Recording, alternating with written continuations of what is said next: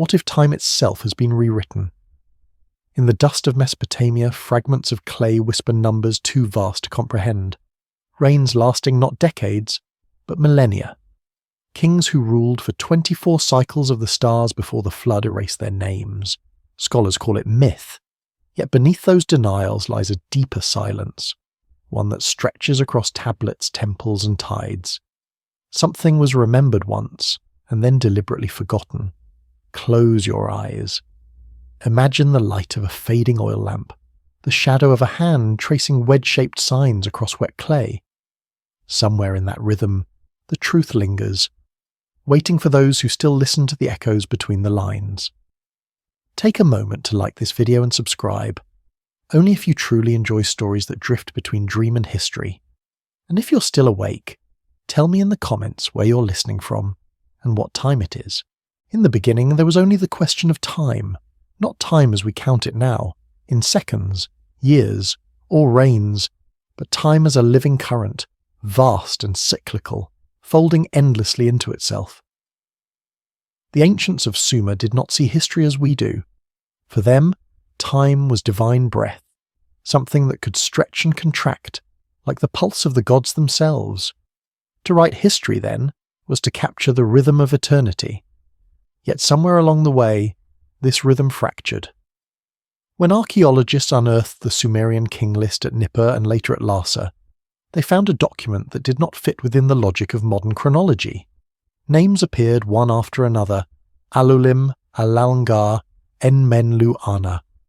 Kings said to have ruled before the Great Flood, but the numbers beside them were not years as we know them. Some reigned for 28,800 years, others for 36,000. Together, their rule stretched across 241,000 years. Even those accustomed to myth could not ignore how precise it was. A list, not a legend. The Weld Blundell prism, now resting in the Ashmolean Museum, holds one of the most complete versions of this list. Its cuneiform marks are crisp, deliberate, not the style of myth-makers, but of scribes trained to record dynastic sequence. It speaks of kingship descending from heaven, of cities where it was established: Eridu, Bad Tibira, Larak, Sippar, Shurupak. Then, abruptly, the flood swept over. After that, a new order began. For centuries, scholars dismissed these numbers as symbolic exaggerations. They said the ancients measured time differently, that 36,000 years was perhaps a metaphor for greatness, or a mistranslation of lunar months. But even after recalculations, the figures remained troubling. Converting lunar years to solar still left reigns lasting centuries. Could such precision, replicated across tablets separated by cities and generations, truly be coincidence? The strangeness deepens when we realize that other ancient cultures also recorded rulers with godlike longevity.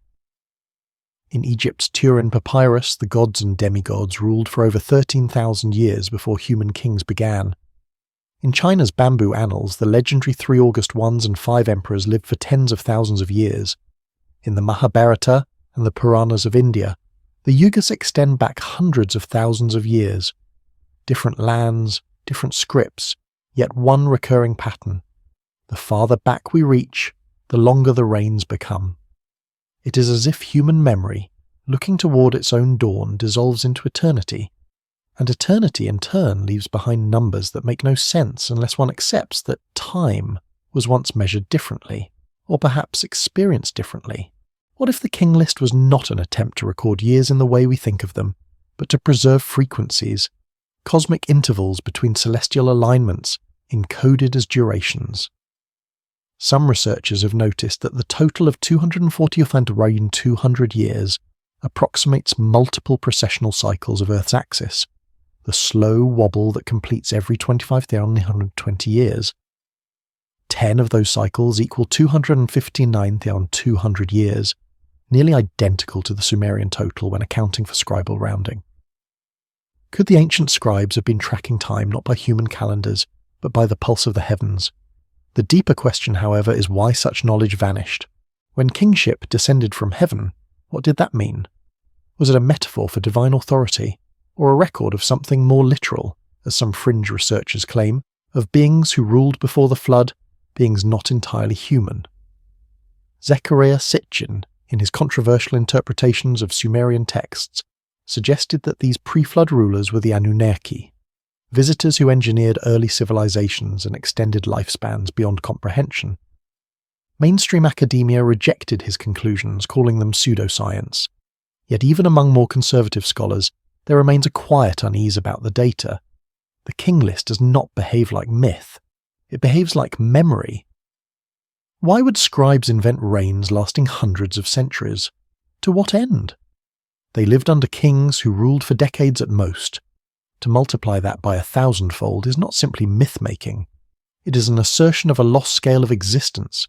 Archaeologists like Thorkild Jacobsen suggested that the early entries represent a mythic prehistory, a symbolic framework that gave divine sanction to later kings.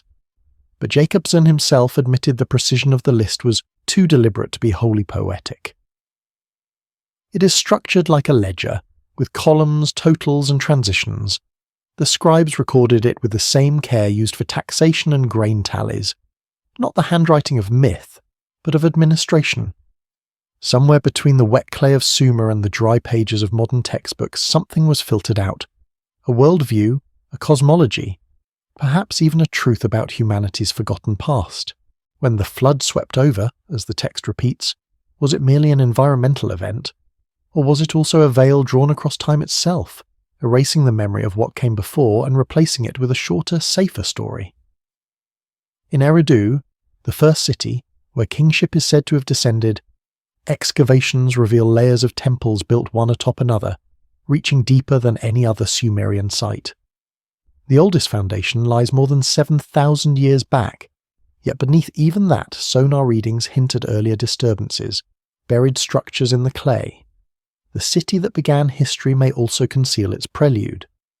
When we look upon the King List now, what do we really see? A record of divine rule, or a mirror reflecting our fear of vastness, of timelines that dwarf our species, of origins that make us question what human once meant?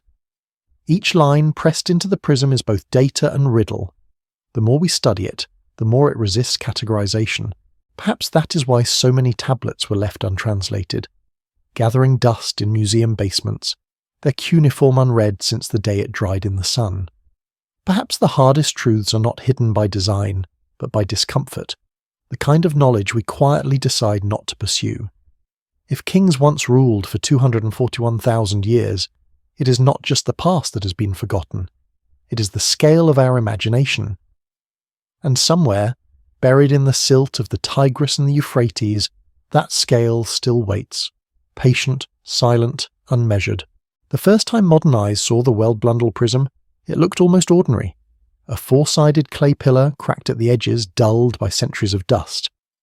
It was 1922, the same year Tutankhamun's tomb was discovered, and yet the prism drew far less attention. Archaeologists noted it, catalogued it, and moved on. But those who lingered, the few who read the inscriptions in full, found something that did not belong in the linear timeline of human civilization. The text described not the beginning of writing, or kingship, or agriculture, but the echo of an era when human rule and divine chronology intertwined. Each side of the prism bears tight columns of cuneiform. The names of 8 pre-diluvian kings stand at the top, and beneath them long lines of successors that stretch into the historical period we recognize. Kish, Uruk, Ur, Akkad. The break between myth and record lies in a single phrase. Then the flood swept over. Those 4 words divide human time into 2 realities, one that memory could reach, and one that survived only as residue in clay. In 1906, a fragment from Nippur had already shown part of this list, but it was the weld blundell artifact that gave scholars the full scale, and it is that scale which haunts the margins of Mesopotamian studies even now. Because it refuses to conform, because it insists that before all known dynasties, there was a civilization of kings who reigned longer than entire epochs. When Leonard Woolley began excavating Ur, he found layers of sediment that suggested a massive flood event around 2900 BCE. The flood layer was thick, several meters of clay and silt separating one civilization from another. For many, that was the reassurance they needed. The biblical flood had context, and the Sumerian flood had proof. but the layer was local, not global. The prism, however, speaks of a flood that ended an age of impossible rains. Could Woolley's discovery be only a small echo, the geological shadow of something greater, remembered through myth? Historians still struggle to place the King List within reason. Some say it reflects political propaganda, an effort to legitimize post-flood dynasties by connecting them to divine ancestors. But others see a deeper intent, that the list was less about continuity of power and more about continuity of knowledge. The ancient Sumerians were obsessed not with ruling men, but with measuring the cosmos. Their priests were astronomers, their ziggurats were observatories. If kingship descended from heaven, perhaps it was knowledge that descended, a system of order mapped to celestial rhythm. One cannot ignore that the Sumerians possessed an uncanny mathematical precision. They divided circles into 360 degrees, hours into 60 minutes, units we still use today. They knew of the great year, the precession of the equinoxes, and the cycles of Venus. None of these insights should have belonged to a Bronze Age people, yet they emerged fully formed, as if inherited rather than invented. Eridu, the first city, was dedicated to Enki, god of water, wisdom, and the deep. His temple, the Iabzu, was said to rise from the subterranean sea where knowledge resided. Enki was not a distant deity. He was an engineer, a scientist, a keeper of the measures. The very act of writing may have been his gift to humanity. In that sense, the King List could be his blueprint, a record not of rule, but of calibration. Some modern researchers have noticed that the Sumerian system of numbers, base 60, allows for elegant astronomical encoding. The reigns of the antediluvian kings, when broken into factors of 60, yield harmonics that correspond to planetary cycles. Alulim's 28,800 years equal 480 SARs of 60, which in turn approximate multiple synodic cycles of Jupiter and Saturn, the same pair of planets that define the rhythm of conjunctions governing ancient calendars. These may not be lifespans at all, but measures of cosmic order, epochs marked by the great celestial dance. But if this was knowledge, why hide it behind the guise of monarchy? Why wrap numbers of the heavens in the robes of kings? Perhaps because knowledge itself was sacred and dangerous. In the earliest myths, Enki was both benefactor and trickster, accused of giving forbidden wisdom to humankind. It is an echo of a motif that repeats across time: Prometheus stealing fire, the serpent offering knowledge, Lucifer bearing light. Always wisdom descends, and is later condemned. It is here that the silence deepens. The King List does not tell us how the pre-flood kings vanished, only that they did. The flood swept over. A sentence so brief it feels deliberate, as though erasure itself was part of the ritual. What kind of flood could erase a civilization advanced enough to measure precessional time? Was it water, or was it something else, an event of forgetting? Some researchers see the flood not merely as a natural cataclysm, but as a cultural reset, the erasure of an age. The same idea appears in Plato's Timaeus, where Egyptian priests tell Solon that civilizations rise and fall like tides, washed away by fire or water when their knowledge grows too dangerous. Perhaps the King List preserves not history, but memory. A memory of cycles, of rises and resets, of times when kingship descended anew after each forgetting. When the prism was first translated, a quiet debate began behind closed doors. Some archaeologists noticed that the Sumerian chronology could, in strange ways, align with the geological record. Around 12,000 years ago, the Younger Dryas ended. A sudden warming that flooded coastlines and drowned vast lands. If one counts backward through the rain symbolically, that era could mark the fall of the last antediluvian kingdom. But no one dared to publish such parallels formally. To suggest that the King List might preserve pre-Ice Age memory was to risk exile from academia. So the data was archived, the prism photographed, and the mystery returned to its shelf. And yet, silence does not erase resonance. Across disciplines, from archaeology to genetics, traces of an older humanity continue to surface. Unknown settlements under the Persian Gulf, ancient mining operations in Africa dating back 200,000 years, anomalous maps depicting ice-free Antarctica. Each fragment whispers the same defiant question: what did we forget? If the Sumerians truly inherited their knowledge, Then from whom? The King List says kingship descended from heaven. To ancient eyes, heaven was not a place of clouds, but the realm of the stars, the vast architecture of the cosmos. Could heaven have meant the source of order, or even the memory of a prior civilization, one that existed before the oceans rose? These thoughts linger like echoes at the edge of reason. The prism stands in its glass case, silent but insistent. Visitors pass it by, unaware that its numbers contain an entire cosmology, one that refuses to die, no matter how tightly modern history closes its gates. And sometimes, late at night, in the archives of the Ashmolean, the prism seems almost alive. Its edges catch the faintest light, and for a moment, the wedge-shaped symbols glimmer, like constellations pressed into clay, waiting for someone to remember how to read the sky again. The prism is only one of many witnesses. In truth, fragments of the Sumerian King List have been found across Mesopotamia, in Nippur, Kish, Lhasa, and Shuruppak. Each fragment tells the same story with slight variations, as though a memory retold by many voices, all recalling the same pattern but from different ends of the flood.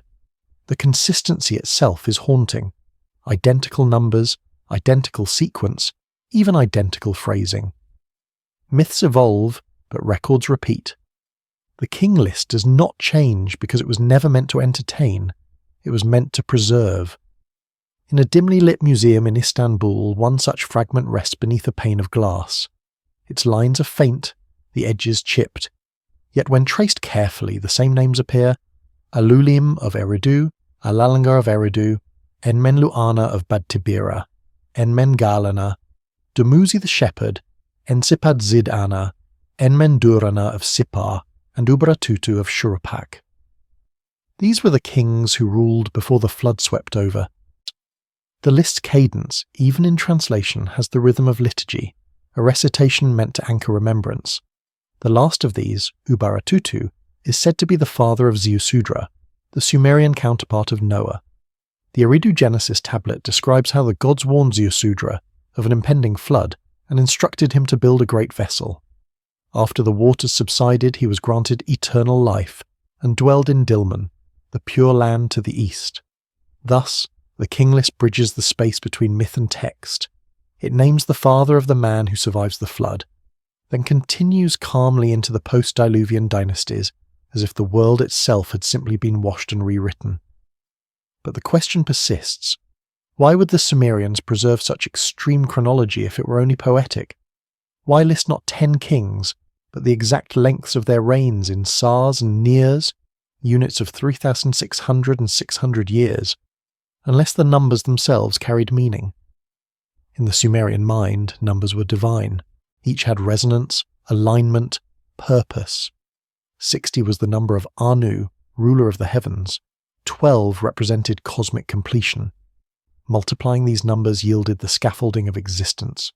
A reign of 28,800 years was not random. It was harmonic, bound to cycles we no longer perceive. Some researchers have compared this ancient numerology to the architecture of ziggurats. Each level of a ziggurat represented a realm, earth, air, sky, and beyond, culminating at the temple, the bridge between human and divine. The King List might serve a similar function, each reign symbolizing a layer of cosmic descent. From divine rule to human rule, from heaven to earth. The flood was not merely water, but the boundary between worlds, a reset in which divine resonance was diluted into mortal chronology. When early Assyriologists tried to date these kings, they encountered an absence. There were no corresponding archaeological layers, no graves, no inscriptions beyond the list itself. But perhaps that is precisely the point. The pre-flood kings existed not in the strata of mud-brick ruins, but in the deeper strata of mythic consciousness, where memory and cosmology overlap. Even so, strange hints remain. Stone tools far older than civilization found near Eridu, archaic symbols carved on bedrock beneath known levels, and in recent satellite surveys, faint geometric anomalies submerged beneath the alluvial plains near the ancient shoreline of the Persian Gulf. In the 1970s, a marine geologist named Geoffrey Rose proposed that the Garden of Eden, described in Mesopotamian myth, might once have been a fertile basin at the head of the Gulf, now drowned by rising seas after the last ice age. Archaeological cores revealed traces of ancient river channels converging there, exactly as the Genesis description of 4 rivers meeting in one place. If that land was once home to pre-flood cities, Eridu, Lhasa, Sippar, then perhaps the flood was not only mythic but historical. The sea itself became the eraser. It is tempting to imagine that somewhere beneath the sediments of the Gulf lies the first city, the true Eridu, older than the one excavated by Woolley, its temples intact, its tablets still sealed in jars. But the waters guard it well, and so the prism remains our closest voice from that world. When the cuneiform signs describe kingship descending from heaven, we may be hearing the echo of a transition, from knowledge to power, from cosmic law to human governance. The earlier Sumerian kings were called NC, stewards, not rulers. They were believed to channel divine order, not command it. Their authority came from aligning with the heavens. It was only later, in the dynasties of Uruk and Akkad, that kingship became conquest. Somewhere in that shift, something sacred was lost. Perhaps that loss is why the King List obsessed the scribes of later ages. To them, the antediluvian past was not fantasy.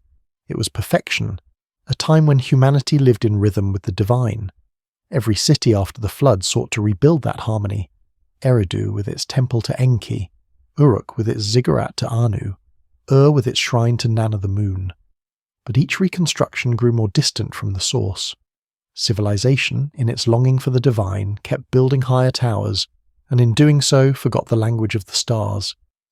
If one looks closely, the King List begins and ends the same way. Kingship descended from heaven.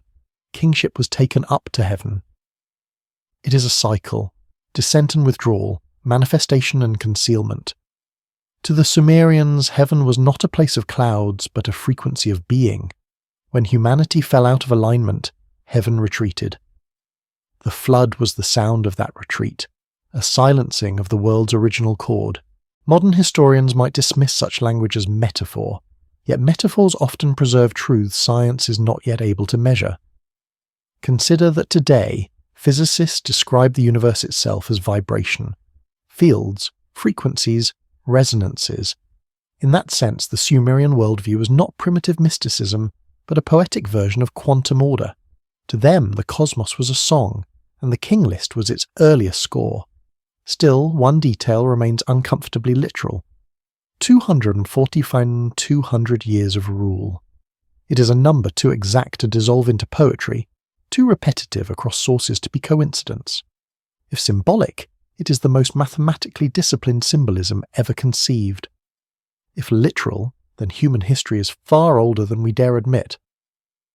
When the prism was last studied under spectral imaging, archaeologists found faint traces of previously unreadable signs along its edge, possibly scribal corrections. Some of those marks appear to adjust numbers as if the scribe were calibrating rather than composing. Was he translating from an even older record, one already fading from legibility even in his time? We may never know. But sometimes the absence of knowledge is itself a message, the silence left by something once immense. And so, the King List stands like a monolith of remembrance. It does not explain. It does not argue. It merely waits, as though aware that one day, beneath the hum of machines and the chatter of progress, someone would still feel the pull of that forgotten music and listen. Long before archaeologists brushed the dust from the well-blundled prism, another fragment had already hinted at the same unsettling chronology.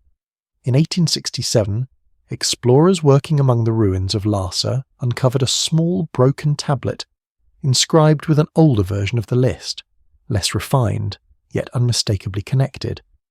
Its surface was scorched, perhaps by ancient fire, perhaps by the slow heat of burial.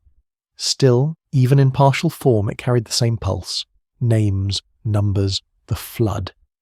It was as if the world kept rewriting a single memory, unable to forget. Those early excavations belonged to an age intoxicated with certainty. The 19th century believed history could be mapped like geography, a single, linear ascent from primitive to civilized. Yet the tablets whispered something far older and far more circular. They spoke of dynasties that began before humanity was supposed to exist, of a world erased and restarted.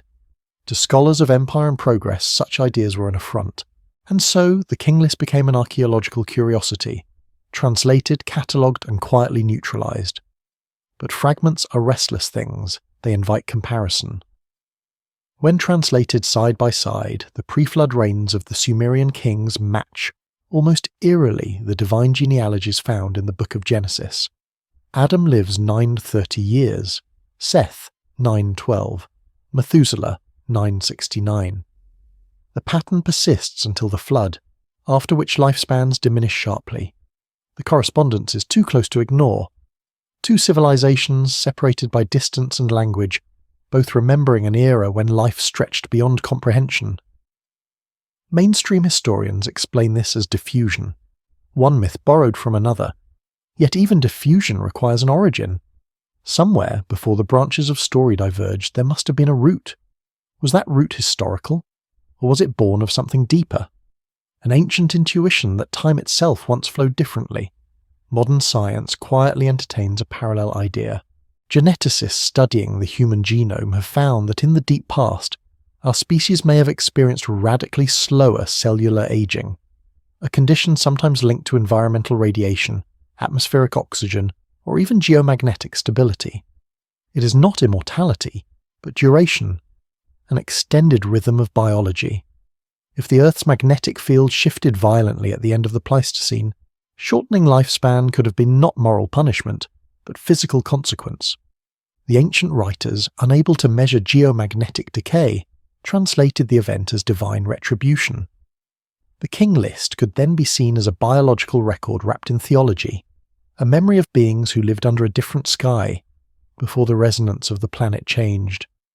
Kingship descended from heaven might signify not visitors from beyond the stars, but the literal descent of conditions that once allowed extraordinary vitality. When those conditions ended, so did the age of the gods. Yet the Sumerians spoke of heaven not as atmosphere but as order, the fixed pattern of the stars. Their priests charted the movements of Venus, the invisible path of the moon's nodes, the rhythmic pulse of eclipses. They believed that human fate rose and fell with these alignments. The antediluvian kings, therefore, could have represented epochs when specific stellar configurations governed the earth, what later astrologers would call ages. The long reigns were cosmic durations translated into royal chronologies. Still, one cannot overlook the persistence of secrecy. Every surviving king list ends abruptly at the flood. No text describes the transition itself. No tablet names the day or the hour. The flood is less event than silence, a deliberate gap. When Sumerian scribes later copied the list, they left that space intact, as though bound by a covenant of forgetting. This silence appears elsewhere too. In the Babylonian Atrahasis epic, the gods complain that humanity has grown too noisy, too restless, disrupting the divine order. Enlil demands reduction. Enki protests. The flood is unleashed. But beneath the theology lies a subtler theme. Imbalance. Something in the natural rhythm had gone wrong. The flood restores quiet, resets the frequency. Afterward, kingship descends again, but now measured in mortal spans. If myth mirrors memory, then the flood could mark a shift in consciousness as much as in climate, a compression of awareness from cosmic to personal time. The antediluvian rulers might not have ruled for hundreds of centuries in the way we imagine. Rather, they perceived time differently. Their awareness stretched across vast cycles. Modern physics tells us that time dilates with gravity, velocity, and vibration. Could ancient minds, attuned to slower rhythms of Earth's field, have experienced duration on another scale entirely? There is a fragmentary tablet from Sippar that deepens this mystery. It lists no kings, only measures, units of time so large that they border on the astronomical. Some scholars think it was a priestly manual for observing celestial conjunctions, but its placement within the same archives as the King List suggests continuity. Perhaps both belong to the same forgotten science, the attempt to synchronize human life with cosmic order. When that synchronization failed, the flood followed. We find echoes of this loss in later mythologies. The Greeks spoke of 4 ages, golden, silver, bronze and iron, each shorter and more chaotic than the last. The Hindus described 4 yugas, declining from the age of truth to the age of darkness. The pattern is identical, vast cycles contracting into shorter spans, divine rulers replaced by mortal kings. The Sumerian version simply begins earlier, closer to the source. And still, the question remains, who first taught them to measure in sars and nears, in celestial harmonics rather than years? Every ancient civilization claims the same teacher, gods who came from the sea or the sky bearing tools of number and law. In Sumer, they were the Anunnaki, in Egypt the Neteru, in the Andes, Viracocha, in Polynesia, Tangaroa. Always beings who descend, teach, and depart. Perhaps they were never physical visitors, but personifications of knowledge itself, knowledge that arises, transforms the world, and is then buried by time until rediscovered. If so, the King List becomes not a record of rulers, but a chronicle of awakenings. Each reign marks an epoch of alignment, a period when humanity briefly remembered its origin in the stars. The flood was not punishment. It was the closing of a cycle. What followed was the long forgetting. Standing before the prism today, one might feel that forgetting in the hum of museum air, in the faint vibration of the glass. The artifact seems aware of its containment. It glows softly under artificial light, as though remembering sunlight from another age. To read its script is to feel the pull of something older than language, a sense that history itself is a palimpsest, written over and over, yet never fully erased. Perhaps that is why the King List survived at all. Across conquests, fires and floods, scribes kept copying it, as if obeying a command they no longer understood. Preserve the order, the tablets seem to whisper. Even when the meaning is lost, preserve the form. And so, they did. Now thousands of years later we read those same numbers and call them impossible. Yet impossibility is only another form of amnesia. What we refuse to imagine, we condemn to myth. What we fear to measure, we name divine. The prism does not care what we believe. It simply endures, clay holding the breath of another world. Somewhere within its quiet geometry lies a map, not of kings, but of consciousness itself. In the low light of the Ashmolean, the prism sits as if suspended between worlds, neither artifact nor oracle, but something in between. Visitors move past it, whispering about Mesopotamia, about writing and empire, yet few linger long enough to see what the object truly conveys. The Sumerians did not carve poetry into clay for admiration. They recorded memory as law. To them, inscription was not art. It was invocation. Each wedge pressed into the wet surface was an act of preservation, a spell against forgetting. What, then, did they fear would be forgotten? Perhaps it was not the names themselves, but what those names represented, a continuum that stretched backward beyond the reach of measured history. The Sumerian King List begins with Eridu, the first city, but archaeologists know Eridu was already ancient by the time writing appeared. Beneath its visible layers there are foundations older than pottery, older even than agriculture. In those lower strata, charcoal and bone mingle with fired clay beads. The city seems to have risen, fallen, and been rebuilt at least 17 times. Each reconstruction rested upon the ruins of the last, as though the people of Mesopotamia were guided by memory, not invention. The earliest temple of Enki, god of wisdom, stood at the heart of Eridu. Its altar was aligned with the southern sky, marking the path of the stars over the horizon. When Woolley excavated its foundations, he found no idol within, only a smooth platform stained with bitumen and ash. It was not a shrine to a figure but to a force. Enki's domain was the Absu, the deep waters beneath the earth. But in every text, the word deep also meant hidden knowledge. To build his temple was to anchor the invisible. Perhaps the King List was born here, among the priests of Eridu, as a remembrance of cosmic order, the descent of kingship from heaven into matter. The earliest scribes called themselves Dubsar, tablet writers, but also Luzi, men of life. To write was to animate, to ensure continuity across floods of both water and time.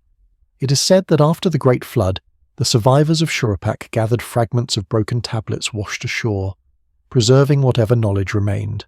Some of these were later copied into the archives of Uruk and Kish, forming the backbone of the King List as we know it. But the originals, the tablets from before the floods, were never found.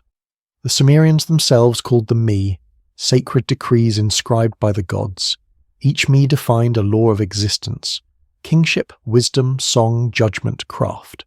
They were not commandments, but principles, blueprints of reality. To possess them was to maintain harmony between heaven and earth. In the myth of Inanna and Enki, the goddess steals the mi from Eridu and carries them to her city, Uruk. Enki pursues her but cannot reclaim them. The myth has often been read as a story of cultural transfer, of knowledge moving from one city to another. But it may also signify something more profound: the fragmentation of a once unified order. Each city kept part of the code, but none retained the whole. The King List, compiled later, could be an attempt to restore that wholeness, a chronological reconstruction of a metaphysical truth. And yet, the numbers defy reconciliation. Why 200 years? Why 8 kings before the flood? The pattern recurs in the Egyptian Thoth dynasty, the 8 of Hermopolis, the Ogdoad, primordial beings who shaped creation before time began. In both traditions, the number 8 marks the threshold between chaos and order. The flood, then, might symbolize the transition from the pre-cosmic to the human world. The 8 antediluvian kings were not individuals but principles, the rulers of the deep, each embodying a law of existence. Still, there is another interpretation, one that blurs the boundary between symbol and substance. Some Sumerian texts describe these early rulers not as mere kings, but as shepherds of the black-headed people, beings of radiant form who guided humanity. They are said to have lowered from the sky their crowns of brilliance and taught the ways of the measure. These are not metaphors of governance, but of transmission, the giving of knowledge. Their reigns lasted as long as that knowledge remained unbroken. When the flood came, it was not water that drowned them, but forgetfulness. Modern excavations at sites like Göbekli Tepe, far to the north, in what is now Turkey, have revealed megalithic structures dated to 11,600 years ago, older than Sumer, older than any known civilization. Carvings on its pillars depict constellations and animals arranged in astronomical precision. Some scholars believe these carvings commemorate a comet impact that marked the end of the last ice age, a cataclysm eerily aligned with the flood narratives of the ancient Near East. Could Göbekli Tepe be a remnant of that earlier world, the very one the King List remembers in mythic form? If so, the 241,000 years might represent not reigns, but cycles of knowledge, long epochs through which a forgotten civilization rose, fell, and rose again, each time recording its descent from the heavens. In this sense, a heaven was not a place but a state, the alignment of human consciousness with the celestial order. The flood, literal or symbolic, marked the breaking of that link. Afterward, humanity began again, smaller, slower, uncertain of its origin. When we read the King List today, we impose our categories upon it: history, myth, legend. But for the Sumerians, such distinctions did not exist. To them, myth was not untruth. It was the framework through which reality revealed itself. Every temple inscription began with a simple premise: what is below is as what is above. To study the heavens was to understand the soul. To record the kings was to mirror the gods. Perhaps that is the true function of the prism, not as a historical document, but as a resonance device, a symbolic instrument meant to keep humanity tethered to the rhythm of the cosmos. The Sumerians believed that if the divine pattern were forgotten, the world itself would unravel. Each generation of scribes who copied the King List may have done so not from curiosity, but from duty, to preserve alignment. Yet we, inheritors of fragmented time, read it only as anomaly. We see the vast numbers and call them exaggeration. We see the flood and call it allegory. We see the descent from heaven and call it superstition. And in doing so, we repeat the very forgetting the ancients feared. Still, somewhere in the silence between symbols, the old cadence lingers. When night falls over the plains of Iraq and the wind moves across the buried foundations of Eridu, it carries a low hum, the same tone recorded by geophones during excavation, a frequency barely audible yet persistent. Some say it is groundwater, others call it resonance. But to those who stand alone at the site, the sound feels older, as if the earth itself still remembers the rhythm of kingship descending. The clay endures, the prism endures, the silence endures, and in that endurance lies the question the modern world cannot answer. What if memory itself is older than civilization? There is a moment, standing before the well-blundelled prism, when one realizes that it's not an artifact of the past but a mirror. The cuneiform grooves seem to shift under light, like ripples in water. What we see in them depends on what we bring: belief, doubt, or memory. To the rational eye, it is a record of dynasties and myth. To the intuitive, it is a map of time itself, an encoded reminder that the story of civilization may not have begun, but re-begun. The first lines of the King List say, "After kingship had descended from heaven, kingship was in Eridu." That descent, that verb, is not passive. It suggests transmission, a conscious transfer of order into the chaos of the earth. In Sumerian, the word Anki means both heaven-earth and union. To descend was to bridge realms.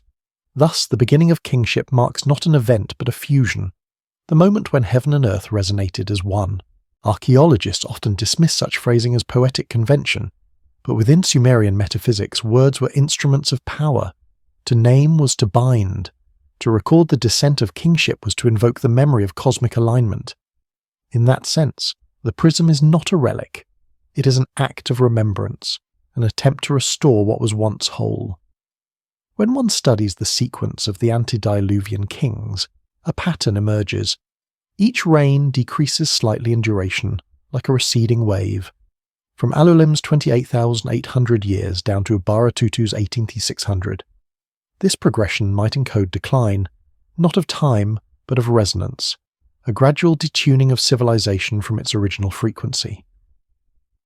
The flood that follows is less catastrophe than culmination. The silence after the final note fades. Curiously, this same pattern of contraction appears in myths far from Mesopotamia. In the Egyptian texts, the reigns of the divine Shemsu-Hor, the followers of Horus, shorten with each generation until human pharaohs inherit the throne. In the Andes, the Viracocha cycle moves from gods to demigods to kings. Everywhere, the same rhythm: descent, fragmentation, forgetting. Perhaps the ancients were not describing separate histories at all, but different memories of a single global event, a collapse of continuity between heaven and earth. Some scholars, such as Giorgio de Santillana and Hertha von der Schend in Hamlet's Mill, argued that these myths are remnants of a lost astronomical science. They saw in the ages of kings a coded reference to the precession of the equinoxes, a slow wobble of Earth's axis completing one cycle every 25,120 years. If the Sumerian total of 214,200 years represents roughly 9 or 10 of these cycles, the King List could be a cosmic ledger, tracking epochs measured not by reigns but by celestial rotations. What appears as myth, then, may be mathematics. Time written in the language of myth to preserve it through cataclysm. The flood accordingly marks the end of one precessional age, an astronomical reset. When the heavens shifted, the kingship of one world ended, and a new one descended. The Sumerians did not separate cosmic time from human time. They were the same river. Modern history, with its linear obsession, severed that current. We count years.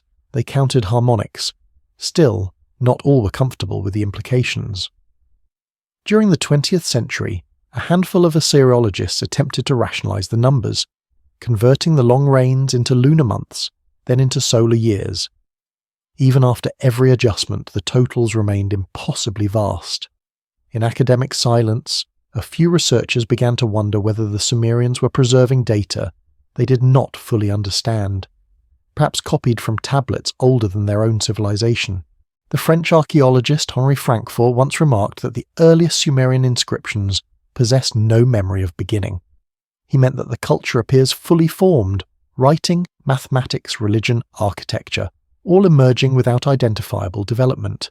There are no prototypes, no transitional phases. Civilization, it seems, appeared as if recalled rather than invented. The King List could therefore be the echo of that recall, the record of a memory already ancient when clay first hardened under the Mesopotamian sun. If so, then who or what remembered? The Sumerians credited their knowledge to beings called the Anunna, or Anunnaki, those who came from the sky. In later myths these figures are deified, but the earliest texts describe them more as emissaries, bringers of law, measurement, and agriculture. They descend to establish order, then withdraw to the heavens when the flood approaches. Whether literal or symbolic, they embody the idea that knowledge itself is not native to Earth but received, a cosmic inheritance periodically lost and rediscovered. In temple hymns, scribes sang that the Anunna measured the stars, fixed the foundations, and divided the waters. The language is architectural, as though the cosmos were a structure built upon proportion. Modern astrophysics echoes the same idea in different terms, that the universe is governed by constants, ratios, and frequencies. The ancients did not calculate those constants, they sensed them. The King List, then, may be the residue of a pre-scientific awareness, an attempt to inscribe resonance before it faded into metaphor. It is telling that the list ends not in chaos, but in renewal. After the flood, kingship descends again, not to Eridu this time, but to Kish. The transfer of authority from the oldest to a new city marks the rebirth of civilization. Yet something has changed. The reigns are shorter, the tone humbler, humanity has become mortal. The divine order is now partial, mediated, administrative. The flood did not destroy the world, it narrowed it. In that narrowing lies a hidden symmetry, the movement from cosmic to human scale, from eternity to chronology. The prism preserves this contraction as carefully as it preserves names.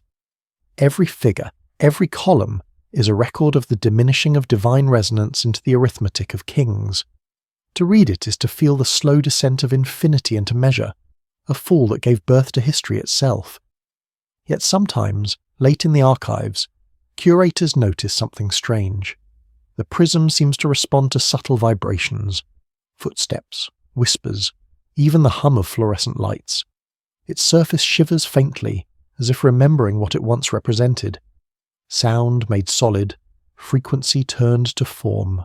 One wonders if the ancients understood that clay could hold more than text, that it could retain vibration, memory encoded not just in symbols but in matter itself. There is a line in an old Babylonian hymn: "The tablet of destiny is bound in clay.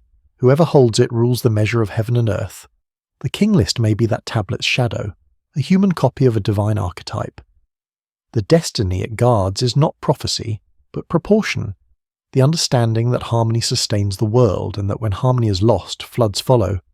We too live between floods, between eras of remembering and forgetting. The prism endures as quiet witness, whispering of a time when knowledge was measured not by progress but by alignment. Its numbers still pulse faintly beneath the dust, waiting for a mind quiet enough to hear what they once meant. And if we listen, truly listen, we might sense that kingship still descends, not as power or dominion, but as awareness. The heavens are not above us, they are within the memory of our own clay. The more one studies the King List, the more it begins to behave like a reflection rather than a record. Each reign, each name feels less like a historical entry and more like a vibration, a chord struck long ago that still resonates through human memory. To the Sumerians, history was not a sequence but a cycle, and to write it was to acknowledge recurrence, the descent of order, its decay, and its eventual return. They believed that what had been would be again, that the flood was not an ending but a breath between verses. This view of time contrasts sharply with our own. We imagine progress, a steady march from primitive to advanced, from darkness into light. But the ancients did not trust linearity. They saw time as an ocean current. What sinks now will surface again. Their myths were not predictions but reminders. The King List, in this light, reads less as a chronicle of kings and more as a metronome of civilization itself. Each name a pulse in the heartbeat of the world. Among the oldest tablets recovered from Nippur, one carries a curious annotation near its edge, a marginal note by a later scribe. The measures are not as before, the heavens have changed. Scholars often dismiss it as an error, but it reads like confession. The moment when the copyist realized that what he was transcribing no longer matched the sky above him. Perhaps, for that scribe, the King List was already ancient, already belonging to a time when the constellations themselves were different. The pre-flood kings, then, might represent epochs when the heavens were aligned in configurations no longer visible to us. When the poles shifted or the stars precessed, the old world ended, and a new calendar began. The flood, whether physical or symbolic, marked these transitions. Each reset washed away the geometry of the previous age. Humanity began again, forgetful, but still carrying fragments of the old measure. Numbers too vast for their new sky, myths too large for their new scale. It is a strange feeling to imagine that civilization could be older than the continents we recognize. Yet, evidence of forgotten ages continues to rise from the sediment. Submerged ruins off the coast of India dating back 12 millennia, mysterious stone terraces beneath the Caribbean, and human tools found in strata long predating Homo sapiens' accepted timeline. Most are quietly filed away as anomalies, data without category. But the King List would have recognized them all. It speaks in the language of recurrence, not origin. To the ancients, the gods themselves were not immortals in the modern sense, but embodiments of eternal principles, frequencies made flesh. When kingship descended from heaven, it meant that cosmic order had entered material form. The first kings were therefore mediators, not monarchs. They were bridges between rhythm and reality. As the world grew louder, as cities multiplied, as wars began, the channel grew thinner. Divine order became memory, then ritual, then myth. And yet the idea of descent did not die, it migrated. In later eras, priests claimed to inherit the same authority once ascribed to the ancient kings. In Egypt, pharaohs wore the crook and flail, symbols of the shepherds of Eridu. In Sumer's own successor states, the Akkadians adopted the phrase Sharu Kibrat Arba'im, king of the four quarters, echoing the cosmic sovereignty once described of the pre-flood rulers. Power sought to imitate harmony, even as it forgot its source. Still, there were those who remembered.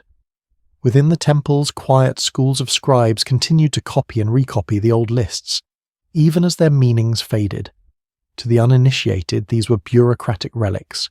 To the initiated, they were something else, tuning devices, reminders of proportion. Some scholars have suggested that certain temple rooms in Nippur and Ur functioned as acoustic chambers, their brick walls designed to amplify low-frequency resonance.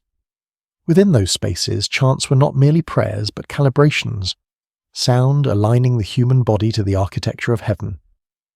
Modern acousticians who have tested the surviving ziggurats note that they vibrate at frequencies close to the Schumann resonance, the natural electromagnetic heartbeat of the Earth. Whether intentional or accidental, the correlation is astonishing.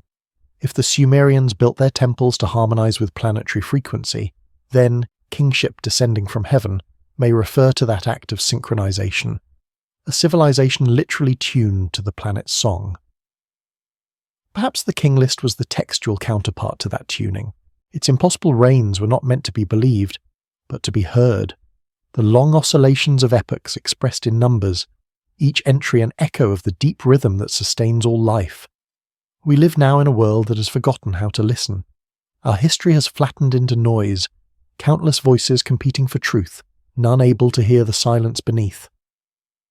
The Sumerians understood something different, that truth reveals itself in repetition, to copy, to recite, to remember. These were sacred acts, ways to keep the vibration alive. Even when the meaning was lost, the motion preserved it. One cannot help but wonder if the Great Flood, the rupture between eras, was not a punishment, but a cleansing of frequency.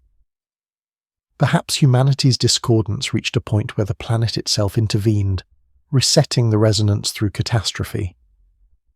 It is an idea echoed in myths worldwide, the deluge as purification, the renewal of harmony through destruction. After the flood, the King List tells us, kingship descended once more. But this new age was quieter, denser. Human reigns were shorter, and so was memory. The cosmic sound faded into liturgy, into ritual, into language.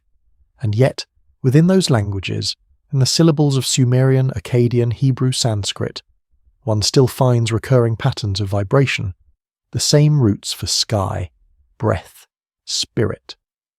Perhaps these are the remnants of the first resonance, surviving like fossils in speech.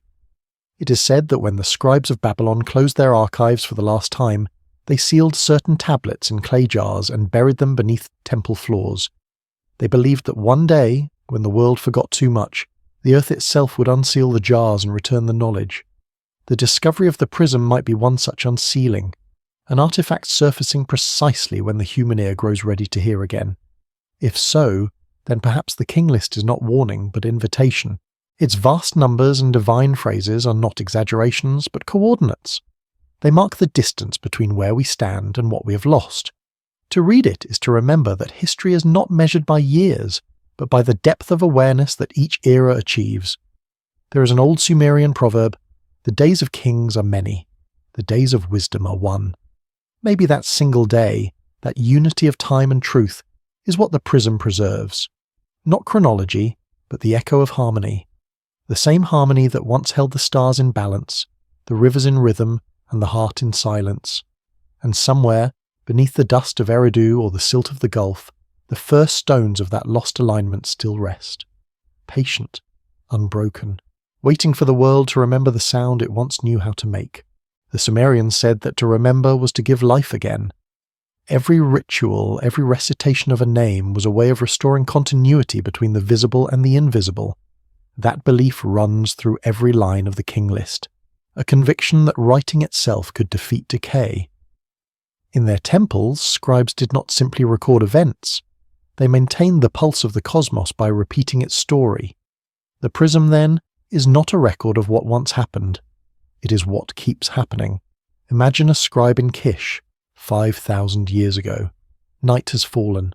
A single lamp flickers on the wall, its flame mirrored on the damp clay in front of him.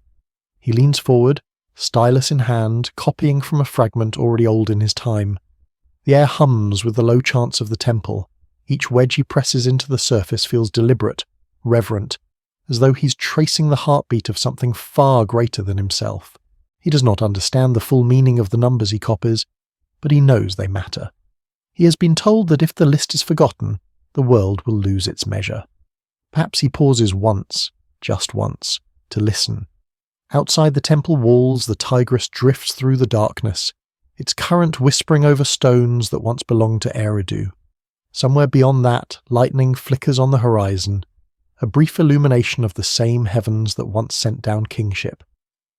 And in that instant the scribe feels it, the faint vibration that connects his breath to the movement of the stars. Then he presses the next sign. Modern scholars find such scenes quaint, imagining the scribe as an accountant of myth. But maybe the act was closer to prayer. For the Sumerians, language was the architecture of existence.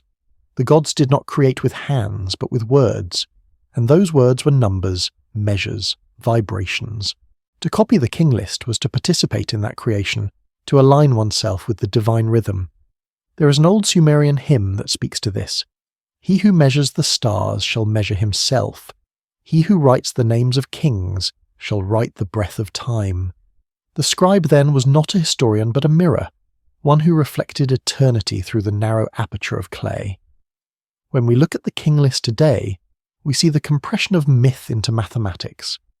But the Sumerians likely saw something far more fluid, a living continuum between gods and men, where boundaries dissolved. The Great Flood was not an interruption, but a modulation, a change in key. The post-Diluvian kings who came after did not replace their predecessors. They resonated with them, carrying fragments of their vibration into the new age. This understanding of continuity echoes through later traditions. In Egypt, the concept of Zep Tepi, the first time, describes an original golden era when gods ruled among humans. Every pharaoh's coronation was a reenactment of that beginning, an attempt to restore cosmic order. In India, each new yuga begins with a re-establishment of Dharma, the same celestial alignment that once connected heaven and earth. And in the Hebrew texts, the covenant after the flood is described as a renewal of divine measure, the rainbow as a sign that harmony had been recalibrated. All of these speak the same language, the language of descent and return, of pattern and restoration. The Sumerians simply wrote it first. Yet the prism hides something subtler, a sense of mourning. Its precision feels desperate, almost elegiac, as though the scribes were trying to hold on to a truth already dissolving. Each number is an echo of a world that no longer exists, each line a gesture toward a memory slipping beyond reach. To calculate reigns of 36,000 years is to grieve for a time when the divine and human were not yet separate. The King List is both remembrance and lamentation, the music of a loss written in clay.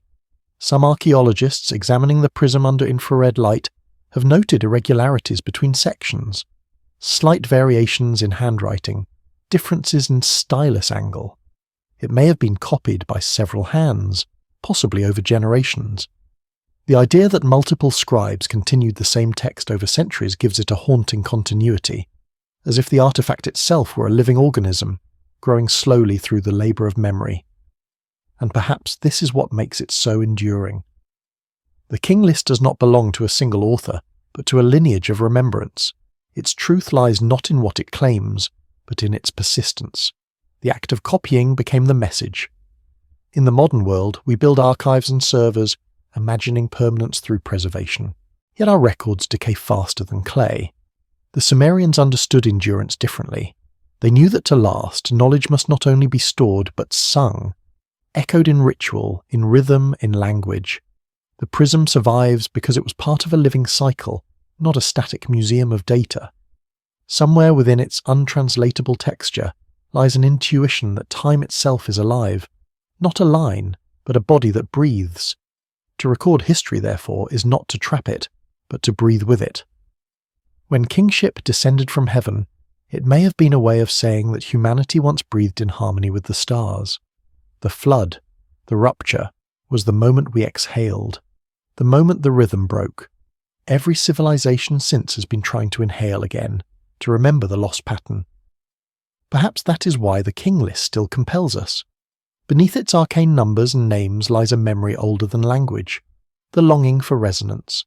We sense it in the way ancient monuments align to solstices, in the way sacred texts speak of cycles, in the pulse of the earth itself. Something in us still recognizes the music, even if we have forgotten the words. And so, the prism stands not as evidence of what once was, but as invitation, a reminder to listen. To approach it is to step into a field of quiet so deep that thought becomes vibration. The clay hums faintly beneath glass, the light along its edges wavers like breath. One might almost hear it whispering the first lines again, not as statement, but as question. When kingship descended from heaven, who listened, and who forgot? The air of the museum feels heavy, but the silence is not empty. It is charged, like the pause between heartbeats, between waves, between ages. Perhaps in that pause the cycle begins again. The more deeply we read into the clay, the more the world around it seems to fade. The museum walls dissolve, time softens. One begins to feel the strange dissonance between what we are told about civilization, that it began abruptly, around 5,000 years ago, and what the King List quietly insists, that kingship, knowledge, and order have descended before, many times. The prism does not argue, it simply is. It sits within its glass case like a fossil of eternity, its symbols carved in the geometry of silence. To the rational mind, this should not be possible, yet history itself is filled with impossibilities. Beneath the sands of Abydos, Egyptian hieroglyphs depict aircraft-like shapes carved thousands of years before flight. In Bolivia, stones at Pumapunku are machined to tolerances modern tools can barely replicate. Off the coast of Japan, at Yonaguni, staircases plunge beneath the sea. Architecture without record, purpose, or name. These anomalies form an invisible chorus around the Sumerian prism, each one whispering the same heretical refrain, that humanity remembers more than it knows. The Sumerians, first to write, did not call themselves first. In their myths, they inherited everything, the calendar, the plough, the measurement of stars, from those who came before. They did not glorify themselves as inventors, but as keepers. The King List, in that sense, is their oath of custody. It is the promise that memory will continue even when form dissolves. Yet the more we study this inheritance, the clearer the pattern becomes. Each civilization rises upon ruins older than itself.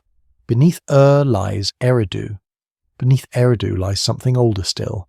Beneath the Indus Valley cities lie even earlier settlements, and beneath them, traces of habitation stretching back into the last ice age. Like the layers of the King List, each stratum repeats the same story: emergence, flourishing, fall, renewal. The rhythm is relentless, as though the planet itself breathes civilizations in and out. What if the Sumerians knew this? What if the numbers that we find so absurd were not exaggerations but a record of those breaths? Vast cycles of rise and forgetting, measured not in centuries but in aeons. The flood then becomes a heartbeat, the pulse that resets the world. In their tablets, the flood swept over is not disaster, it is punctuation. It closes one chapter of the cosmos and opens another.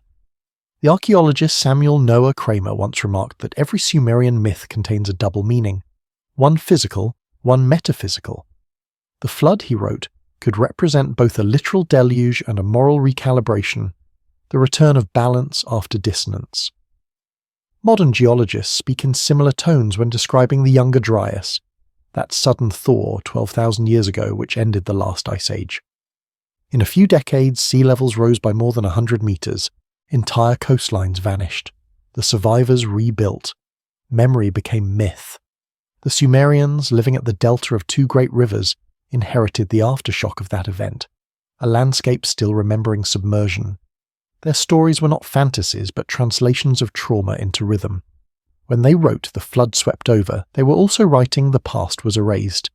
And yet, something endured. The names of the pre-flood kings were copied faithfully for millennia, long after their meaning had faded. Perhaps the scribes did not know what Ululim or Alalangar truly signified. Perhaps they only knew that forgetting them would break continuity. To copy was to keep the current alive.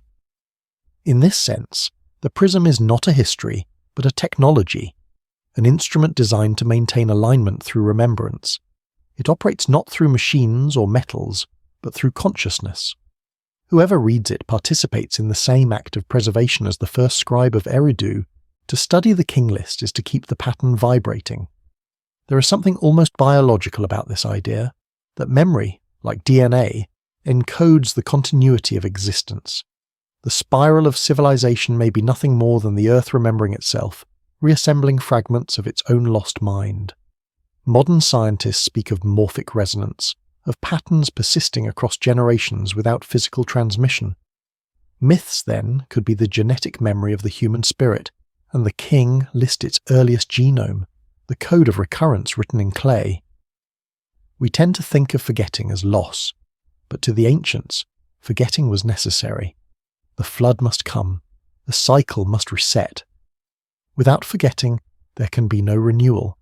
Perhaps this is why every version of the King List preserves silence at its centre, the blank between worlds. The flood does not destroy, it cleanses the slate for the next descent of kingship. Still, the question remains, from where does it descend? Heaven in Sumerian thought was not a location but a pattern, the pure state of equilibrium. When kingship descended, it meant that harmony had been restored, that the world once again mirrored the structure of the cosmos. Each age, therefore, begins not with invention but with remembrance. The King List is the record of those moments when humanity briefly remembered the pattern. There are stories from later Mesopotamian texts of a figure named Adapa, the Wise One, priest of Eridu, created by Enki to preserve the divine order after the flood. Adapa, granted wisdom but not immortality, was said to have opened the door of heaven, yet refused the bread of eternal life. Scholars interpret this as the Sumerian prototype for Adam, the first man. But perhaps it is something else, a parable about knowledge withheld, or knowledge lost too soon. The act of refusing immortality could symbolize the acceptance of mortality as the price of memory, that only through loss can the cycle continue. In that light, the King List becomes Adapa's gift, a reminder carved into matter that even in the age of forgetting, traces of the divine order endure. Humanity may lose its gods, but it will always remember the measure. The more we examine it, the more the list resembles a waveform. Peaks and troughs, long rains followed by short ones, eternity contracting into time. The flood marks the 0 point, the moment of silence between oscillations. Afterward, the vibration resumes at a lower frequency. Human years, human breath. Perhaps this is the true meaning of descended. Not merely arrival, but reduction, the slowing of divine rhythm into mortal tempo. In the dim light of the museum, that slowing feels almost audible. One can imagine the prism humming faintly, as if replaying the ancient music that once synchronized cities, stars and souls. The sound would not be loud, more like the undertone of a dream, a memory of balance. To listen to it is to feel the strange comfort of recurrence, the sense that nothing truly ends, that even the forgotten returns when the world grows quiet enough to hear. And perhaps that is what the Sumerians intended all along, not to record history, but to ensure that someday, in another age of confusion and forgetting, humanity would find this shard of clay and remember that it has all happened before, that the kings have always descended and the flood has always come, and somewhere in the silence between them the world still sings. The prism is not the only artifact that remembers. All across Mesopotamia there are echoes, fragments of the same strange pattern, written in stone, clay, and myth. Each fragment carries a faint pulse, like the heartbeat of an ancient mechanism still humming beneath the layers of time. The Sumerian King List was never meant to stand alone. It was one movement in a greater symphony, a network of tablets and chants that once bound heaven and earth through memory. In the temple libraries of Nippur and Uruk, scribes copied not just lists of kings, but tables of stars, ratios of time, and sequences of floods. The rhythm was everywhere, long ages followed by silence, then renewal. The flood was not the only boundary. There were smaller floods within time itself, eras that ended when the stars crossed certain thresholds. Each threshold marked a descent of kingship anew. The prism, therefore, was a key, but not the lock. Its numbers pointed beyond themselves, to a pattern that circled the heavens. Some of the oldest Sumerian hymns speak of the 7 bright ones, celestial beings who measured the paths of heaven before the flood. Their movements were said to control the fate of kings. Later astronomers identified them as the 7 visible planets: Sun, Moon, Mercury, Venus, Mars, Jupiter, Saturn. But to the Sumerians they were not objects. They were intelligences, each governing an epoch. When their alignment shifted, the world renewed. Kingship, as they saw it, was not political inheritance but cosmic resonance. Whoever ruled did so because heaven had turned its face toward them. That idea survived long after Sumer vanished. The Chaldeans of Babylon charted the same 7, assigning each to a day of the week. The Hebrews encoded them as the 7 lamps of the menorah. The Greeks transformed them into the 7 classical spheres, nested around Earth. Every tradition carried the same whisper, that history itself was planetary music. If the King List maps these alignments, then its impossible chronology begins to make sense. Each reign could represent not the lifetime of a man, but the duration of a celestial configuration, a harmonic age when one of the 7 bright ones dominated the sky. Alulim's 2080-800 years, for example, might mark the procession through a specific stellar gate. Ubaratutu's 18600 could represent the closing phase of that cycle. To translate their reigns into human years is to mistranslate the cosmos into biography. The ancients were not counting lives, they were counting songs. Modern astrophysicists describe precession with the precision of mathematics, but they too speak of cycles, ages of the Earth defined by slow celestial drift. What they call mechanics, the ancients called memory. The language differs, but the intuition is the same, that the heavens turn, and with them, consciousness. Perhaps this is why the King List ends where it does. After the flood, the rains shorten, the cycles tighten. Humanity has entered a smaller orbit, no longer attuned to cosmic time, but to its own heartbeat. The divine ages fade into years. The vast arcs of the gods contract into the fragile pulse of human kings. And yet, every civilization since has tried to stretch that pulse again. Pharaohs aligned their pyramids with Orion's belt, hoping to reopen the channel. The builders of Stonehenge tracked solstice light, as though calling back an older dawn. Even the Maya, far across the sea, measured the heavens in cycles of 525 years, subdivisions of the same great processional rhythm the Sumerians encoded. It is as if the entire human story is a long attempt to remember what the first kings once knew. But memory, like clay, is fragile. It cracks. It loses edges. And over time, the fragments begin to contradict each other. By the age of Akkad, kingship was no longer descent but conquest. Sargon called himself king of the world, not because heaven had chosen him, but because he had taken heaven by force. The divine harmony of Eridu became the imperial logic of empire. From that point onward, history turned from resonance to chronology, from song to record. The King List, once a living score, became text, and yet some trace of the old rhythm persisted. The scribes of Babylon still began their chronicles with the phrase "when kingship descended from heaven." Even when its meaning was lost, the formula endured. Like a mantra repeated by generations who no longer understood its power, it kept the pattern alive. In a sense, that endurance is the greatest mystery of all. How does an idea survive for 5,000 years? How does a single sentence outlive empires, languages, and gods? Perhaps because it is not a sentence, but an archetype, a structure inherent to the human mind. The descent from heaven is not just the story of kings, it is the story of awareness itself. Each of us, in our brief lifetimes, reenacts it, descending from the invisible into the world of form, forgetting the measure, and then, if we are fortunate, remembering.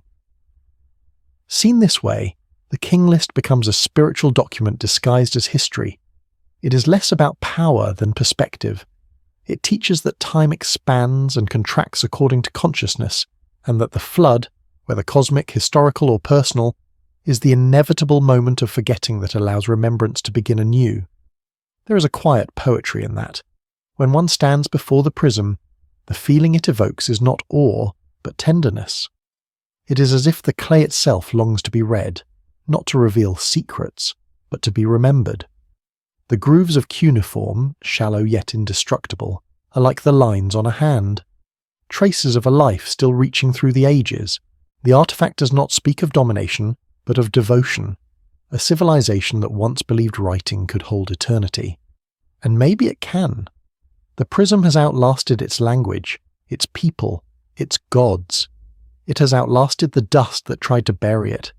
It survives because memory is resilient. Because somewhere, in each generation, there remains one mind quiet enough to hear what the old clay still murmurs. Its voice is neither loud nor clear. It is more like the echo of water in a deep well or the faint hum beneath the silence of night. But if you listen, if you truly listen, you might recognize the sound. It is the rhythm of descent and return, of kings and floods, of forgetting and remembering. It is the rhythm that has always been, waiting for the moment when the world grows still enough to hear it again. Every civilization leaves behind a rhythm, a kind of aftertone that lingers long after its monuments have turned to dust. The Sumerians left theirs in clay, not the grand reliefs of kings in triumph, but in quiet marks, repetitions of sound and number. Their voices were not carved into mountain walls or echoed in stone pillars, but pressed into something humbler, something that could break and still remember. Each tablet, each wedge, was an attempt to keep the frequency of the divine within reach. But even the most faithful frequencies fade. Over time, the Sumerian language was replaced by Akkadian, then Aramaic, then silence. The temples crumbled, the ziggurats sank into the floodplain.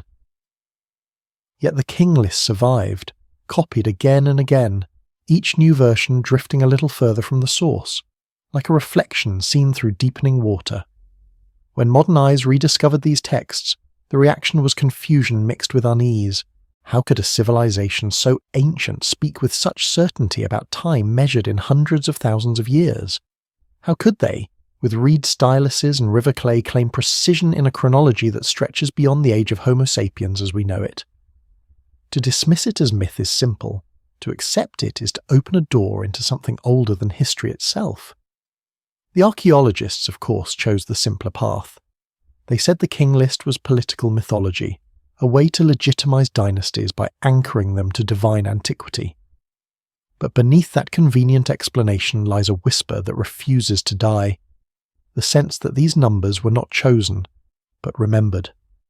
There is something deliberate in the repetition of kingship descended from heaven, not merely poetic but ritualistic. It appears like a refrain, echoing through the ages, its rhythm measured and calm. The phrase does not describe an event, it invokes a condition. Heaven does not fall, it aligns. To descend, in the Sumerian sense, is to vibrate downward, to manifest. Thus, each descent of kingship marks the reappearance of order from the formless. In this way, the King List functions less as history and more as cosmology. Each era begins when heaven and earth re-establish contact, when the frequency of divine order synchronizes again with human consciousness. The flood marks the silence between those alignments, the cosmic breath between worlds. Other traditions remember the same pause. In Egypt, the Book of the Dead speaks of the waters of Nun, the primordial flood from which creation re-emerges. In Hindu cosmology, the world dissolves into the sea of Vishnu between ages, only to be reborn at the sound of his conch. Even in modern physics, between cycles of expansion and contraction, the universe itself may breathe, entropy followed by reordering. The Sumerians simply recorded that breath in the language they knew, reigns of kings descending from heaven. One wonders whether the ancients felt the transitions between these epochs as vividly as we feel the passage of seasons. Did they sense the shift of heaven's rhythm in their bones? Did they watch the stars drift across the night sky and know that another flood, of water or silence, was coming? The King List implies so. It is a map, not of land, but of time's tides. Archaeologists have found that many Sumerian cities were rebuilt upon the same sites again and again, each new layer rising directly over the ruins of the old. Some layers are separated by sterile strata of mud, evidence of floods that erased one generation before another began. Yet the people always returned. They rebuilt the same temples, reoriented the same altars, as though compelled by memory rather than choice. It is the physical mirror of the King List idea. Civilization itself is cyclic, each flood a reset, each return a renewal. Perhaps that is why Eridu, the first city, was always rebuilt first. It was not simply a settlement. It was a point of re-entry, the gateway through which kingship descended. To rebuild Eridu was to restart the world. When Woolley excavated the deepest levels of Eridu in the 1940s, he found something strange. Beneath the oldest known temple, layers of burned clay mixed with white ash, as though the city's foundations had once been purified by fire before being buried by flood. No artifacts, no idols, only the residue of ritual. The lowest layer, dated to around 5000 BCE, was already ancient when Abraham walked the desert. Beneath it the soil was sterile, no trace of settlement, as if the city had emerged from nothing. But nothing, in Sumerian, does not mean absence, it means potential. The Abzu, the deep, was not emptiness but the hidden reservoir of all forms. The gods drew creation from it, just as the scribes drew meaning from blank clay. The King List begins at that same threshold, where the unseen takes shape and memory becomes form. To read it today is to stand at the edge of that abyss again, to peer into the deep and recognize faint reflections of ourselves. The Sumerians believed that forgetting was not failure but rhythm. They saw the loss of memory as necessary for renewal. The flood in their eyes was not tragedy but cleansing. What matters is not what is lost but what returns afterward. Perhaps that is why, even now, fragments of their world keep resurfacing. Each century brings new discoveries. An inscription found beneath a ruined ziggurat, a tablet emerging from silt after a storm, an ancient seal washed from its hiding place. The earth exhales its memory, one artifact at a time, and with each discovery we remember a little more, not just about them but about the pattern we all share. The King List becomes a mirror not of kings but of consciousness, rising, forgetting, remembering, repeating. The divine descent is not an event of the past but an eternal motion, the same that draws the tide and breathes life into dust. It is said that when the last Sumerian temple fell silent, the priests closed their rituals with one final phrase: "The measure returns to the deep." Perhaps that is all history ever is, the measure returning, waiting to be spoken again. In that sense, the Weld-Blundell prism is not a relic. It is a heartbeat that has never stopped. Its silence is not absence but interval. It waits, like the space between notes, for the next voice to join the song. And in that quiet, between the measured reigns and the unmeasured centuries, one begins to sense the outline of something vast. Not a forgotten empire, but a forgotten understanding of what it means to be human in the rhythm of the stars. Every night, the same stars pass over the plain where Eridu once stood. The rivers have changed course, the soil has shifted, but the sky still moves to the same hidden measure. The Sumerians would have watched these stars and known their meaning, tracing the slow pivot of the heavens as carefully as they traced the paths of kings. To them, the stars were not distant suns, they were inscriptions. The sky itself was the original tablet, and the gods were the scribes who wrote in light. Each constellation marked a passage of time. When one set of stars rose, a new era began. When another faded, the flood swept over. In this way, heaven was the memory of earth, and earth was the echo of heaven. The King List, with its vast reigns and cosmic precision, may have been nothing less than a mirror of the sky, a terrestrial record of celestial time. We tend to think of myth as invention, but myth, to the Sumerians, was the highest form of observation. What they saw in the heavens they translated into story. The 8 pre-flood kings could correspond to the 8 great celestial divisions of their sky. The flood could represent the end of a stellar cycle, a cosmic deluge of time rather than water. When kingship descended from heaven, perhaps it meant that the stars themselves shifted, and with them, consciousness on earth. This is not merely poetry. Ancient temples across Mesopotamia were built with precise astronomical alignments. The Anna Temple of Uruk faced Venus. The Akur of Nippur aligned with the northern pole star of its age. The Sumerians were not guessing. They were measuring. The heavens were the blueprint for civilization, and their geometry defined law, architecture, and ritual. The prism, in its quiet way, preserves that geometry. It is the mathematical shadow of their cosmology. Some researchers have noticed that the durations of the antediluvian rains, when expressed in multiples of 60, correspond to the synodic cycles of the visible planets. Alulim's 28,800 years equate to 480 SARs, near the number of Jupiter-Saturn conjunctions in a full precessional period. Such correlations cannot easily be dismissed as coincidence. If the list encodes these harmonics, it may be the oldest surviving astronomical document, a ledger of the sky written in the language of rule. But to reduce it to numbers is to lose its soul. For the Sumerians, astronomy was never separate from theology. The stars were living intelligences, expressions of will, not mechanisms. To watch them was to participate in divine order. Every observation was an act of reverence, every calculation a prayer. When that reverence faded, so did the connection. The heavens did not withdraw. Humanity simply stopped listening. Perhaps that was the true meaning of the flood, not a wall of water, but a wave of forgetfulness. The bridge between heaven and earth collapsed when awe gave way to abstraction. The gods did not die. They fell silent. There are moments, even now, when the silence seems to thin. In the desert nights of southern Iraq, where the air still hums with heat, the constellations appear unnervingly bright. Some travellers claim to feel an almost magnetic stillness there, as if the stars themselves remember being worshipped. It is easy to imagine the priests of Eridu standing in those same sands, charting the heavens with reed poles, whispering the names of gods that were also coordinates. In their cosmology, the king was the axis between above and below. His duty was not to command, but to align, to keep the measure in balance. When harmony broke, floods followed, not out of vengeance but as correction. The King List, then, may be both archive and warning, a record of how easily the divine rhythm can be lost, and how faithfully it returns when the world grows quiet again. That rhythm is written not only in stars but in us.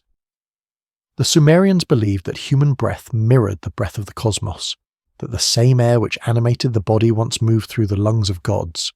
The word for life, Z, also meant spirit and wind. To forget the measure was to lose that breath, to suffocate in separation. To remember was to breathe again with the world. It is a haunting idea that every civilization is the lung of the planet, rising and falling in a long inhalation of history. When one breath ends, another begins. The flood is merely the exhale. Perhaps this is why the King List ends with a calm transition. Then the flood swept over, and kingship descended again from heaven. There is no despair, no finality. The flood does not erase, it resets. The Sumerians, in their strange serenity, accepted that nothing is truly lost, that even the forgotten is part of the rhythm. To them, the act of writing was itself an act of resurrection. Every time a scribe inscribed the list, he was helping the universe remember itself, and so the list continued, copied through centuries of empire and ruin, carried into Babylon, preserved in Assyria, translated into Akkadian, hidden, lost, found again. Each copy is a heartbeat in clay. We have become the next scribes. When we read it, when we whisper its numbers and names, we are continuing the same chain of remembrance that began at Eridu.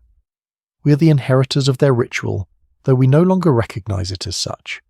The prism survives because the world still needs what it carries, the reminder that time is not linear, that memory can sleep but not die. Every civilization has its prism, a single object that contains its soul.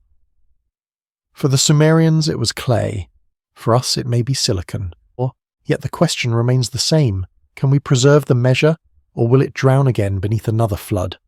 This time not of water, but of noise, of data, of forgetting disguised as abundance. The King List does not answer. It never has. Its power lies in what it refuses to explain. It leaves the silence open, inviting us to fill it with our own awareness, or not. It is both mirror and test, and perhaps that is its purpose, to remind us that remembrance is a choice, renewed with each age. The stars still turn above Eridu, the rivers still shift and return, the clay still holds its pulse, and in the faint glow of the museum, beneath glass and artificial light, the prism still breathes the same quiet message. Nothing is lost, only waiting. There are moments in the study of ancient things when one feels time reverse, as though for an instant the observer becomes the observed. Standing before the prism under the soft museum glow, that sensation lingers. The clay seems to watch back. The letters, wedge marks in ordered rows, appear less like writing and more like fingerprints left by another intelligence. The longer one looks, the clearer it becomes. The Sumerians were not simply recording their world, they were recording a memory of being remembered. The King List is haunted by recursion. Every descent of kingship mirrors the one before it. Every flood echoes the previous silence. History is written as repetition, not progress. In that repetition lies the mystery, as if the act of copying itself was sacred. Perhaps it was not the content of the text that mattered most, but the ritual of its reinscription, the continued pulse of remembrance through centuries of forgetting. This may explain why so many copies were made even when their meaning was already obscure. The later Babylonian versions, for example, contain errors that reveal a kind of devotion divorced from understanding. Numbers miscopied, reigns compressed or expanded, yet always preserved. The scribes did not know why, only that the preservation itself was necessary. It was as if the clay demanded continuity, as if the very act of tracing those lines reconnected them to something that once vibrated through the world. To modern scholars, such devotion appears irrational, but what if the Sumerians were not preserving a story, but maintaining a frequency? Each stylus stroke could have been a note, each symbol a tone in a scale designed to keep the cosmos in tune. When kingship descended from heaven, it was not metaphorical authority, it was resonance, the alignment of human intention with cosmic order. The flood came when that resonance broke. It is easy to dismiss this as mysticism, yet physics quietly agrees. Everything vibrates. Atoms sing, planets hum, the universe resonates. What we call matter is frozen music.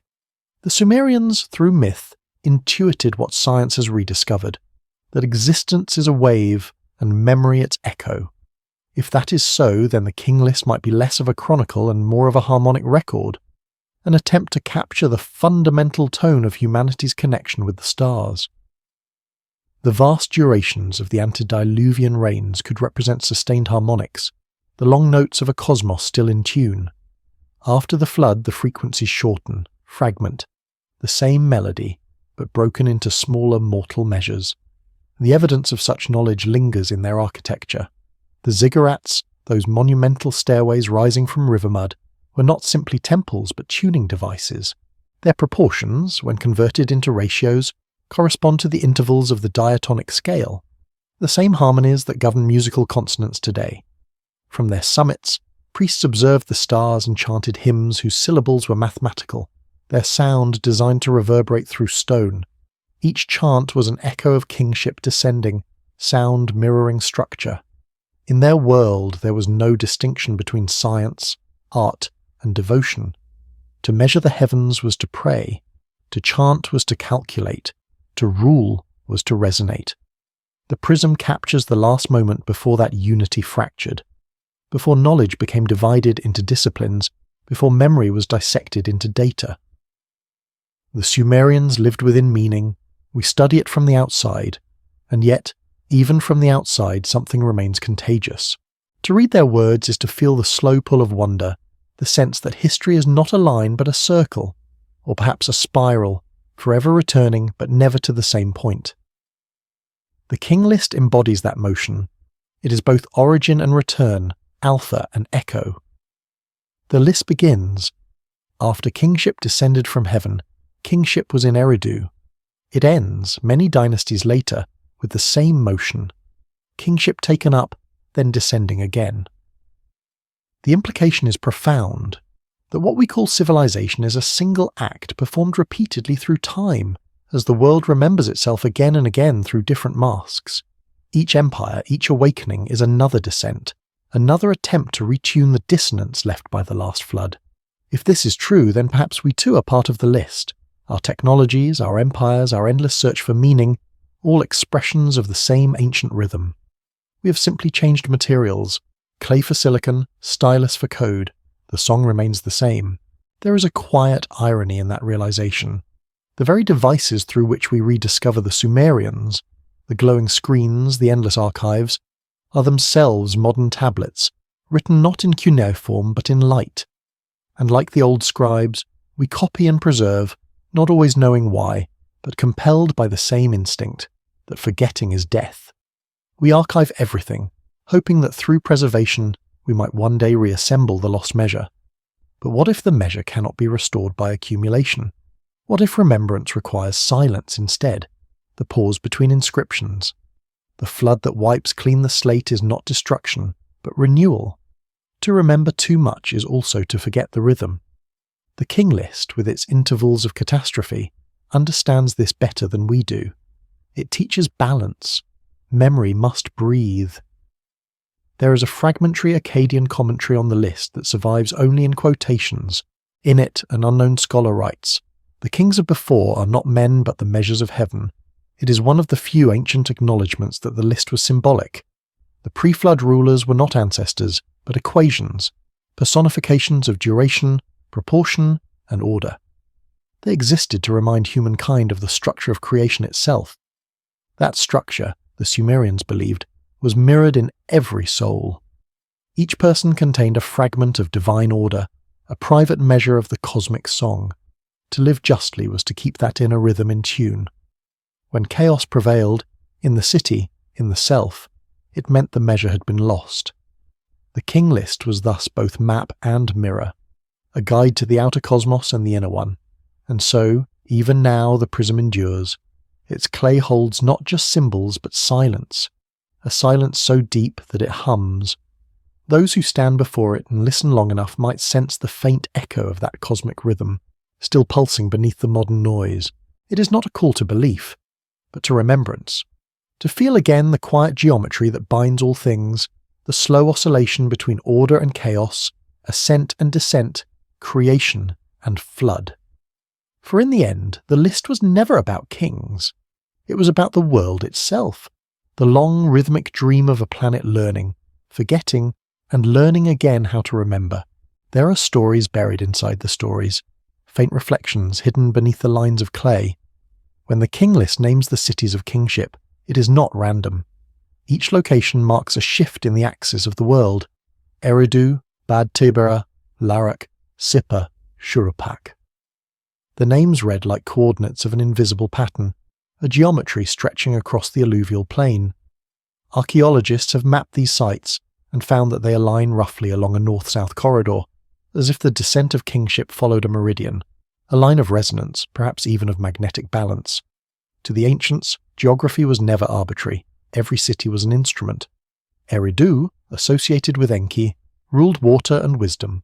Bad Tibera, the fortress of metalworkers, embodied fire and craft. Larak guarded the winds. Sippar, aligned with the sun god Utu, was light. And Shurupak, last before the flood, stood for earth. The sequence of cities mirrors the Sumerian elements: water, fire, air, light and soil, the 5 stages of manifestation. Each city rose when its element was dominant and fell when balance shifted. The flood, then, was not merely natural, it was metaphysical, the world's own rebalancing. Such alignment may sound mystical, yet the ground itself confirms it. Core samples from the region show alternating layers of clay, ash and silt, traces of repeated inundations, fires, droughts. Civilization rose, burned, drowned and rose again, as if following a rhythm embedded within the earth. The Sumerians recorded that rhythm in myth, encoding geologic memory as theology. When kingship descended from heaven, it descended not once but many times, through cycles of balance and disruption. The King List captures only one full arc, from descent to flood to descent again. But there must have been others before, lost to deeper time, erased before clay existed to remember them, too. The prism we read may be only the latest stanza in an older song that predates writing itself. Some scholars believe this older song might echo in global myth. In South America, the Viracochas descend from the sky after a deluge to rebuild the world. In Polynesia, the god Tangaroa rises from the sea to teach men the measure of the tides. In India, Manu is warned of the flood and preserves the seed of life in a boat guided by a shining being. These are not isolated inventions, but recurring fragments of a single melody. Different instruments playing the same ancient chord. And yet, when the Sumerians wrote, they were not imitating. They were remembering. Their list of cities and kings does not proclaim uniqueness. It acknowledges participation in a larger pattern. In their eyes, they were the inheritors, not the originators. The phrase kingship descended implies continuity, something passed down, not born anew. They saw themselves as custodians of a legacy from before the flood, before even the gods of their pantheon had taken their final forms. That humility stands in stark contrast to later empires. The Babylonians, inheriting Sumer's wisdom, transformed it into dominion. Assyria turned it into conquest. Persia sanctified it into empire. Each one stretched further outward, losing the inward rhythm the Sumerians had guarded. The King List's calm detachment, its refusal to glorify victory or justify rule, is what makes it so haunting. It is a text without ego. Its authors are invisible. It speaks with the voice of continuity itself. Perhaps that is why its message survived conquest, colonization, and oblivion. It was too impersonal to destroy. The prism endures not because of belief, but because of balance. Its numbers are not propaganda, they are proportion. The text feels less written than measured. Even the flood, catastrophic though it seems, is placed with precision, neither exaggerated nor dramatized.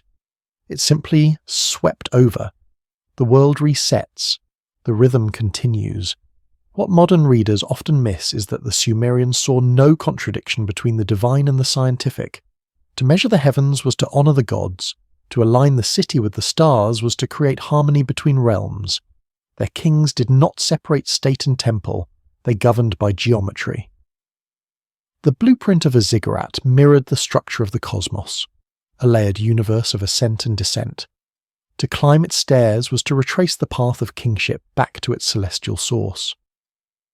When the prism speaks of 200 years of rule, it is measuring that ascent and descent, the full cycle of connection between heaven and earth. To interpret those numbers literally is to misunderstand them, but to dismiss them as fantasy is worse, for it means refusing to hear the rhythm they encode. The list was written not to report but to remind. Its power lies in the way it blurs fact and myth until the distinction dissolves. There is an ancient Sumerian saying, "To understand the measure is to live in peace." The King List, in this sense, was their peace treaty with time, a promise that even when empires fell and rivers changed course, the pattern would remain intact. Every city destroyed would be rebuilt in its appointed order. Every flood would yield a new dawn. Every silence would give birth to a new song. But perhaps the most unsettling idea hidden in the list is that this pattern may not belong only to the past. The same cycles that governed Eridu might still govern us. Civilizations still rise on waves of discovery and fall into floods of forgetting. Technology, like kingship, descends from heaven, from the unseen into matter, and always, after the flood of innovation, silence returns. We imagine that we are unique, that progress is irreversible, but the clay disagrees.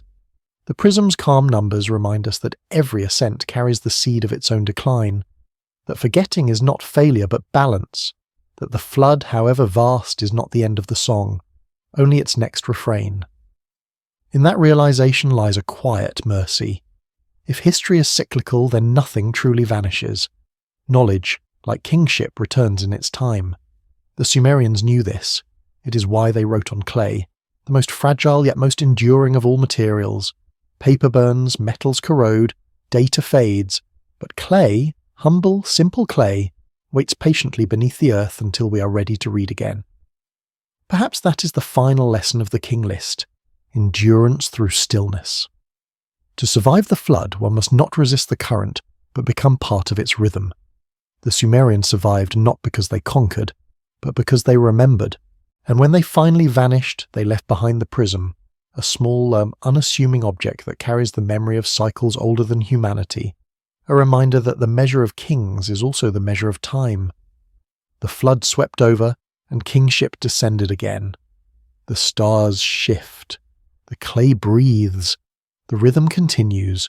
There is a silence that lies beneath every record, the quiet between words, the interval between epochs.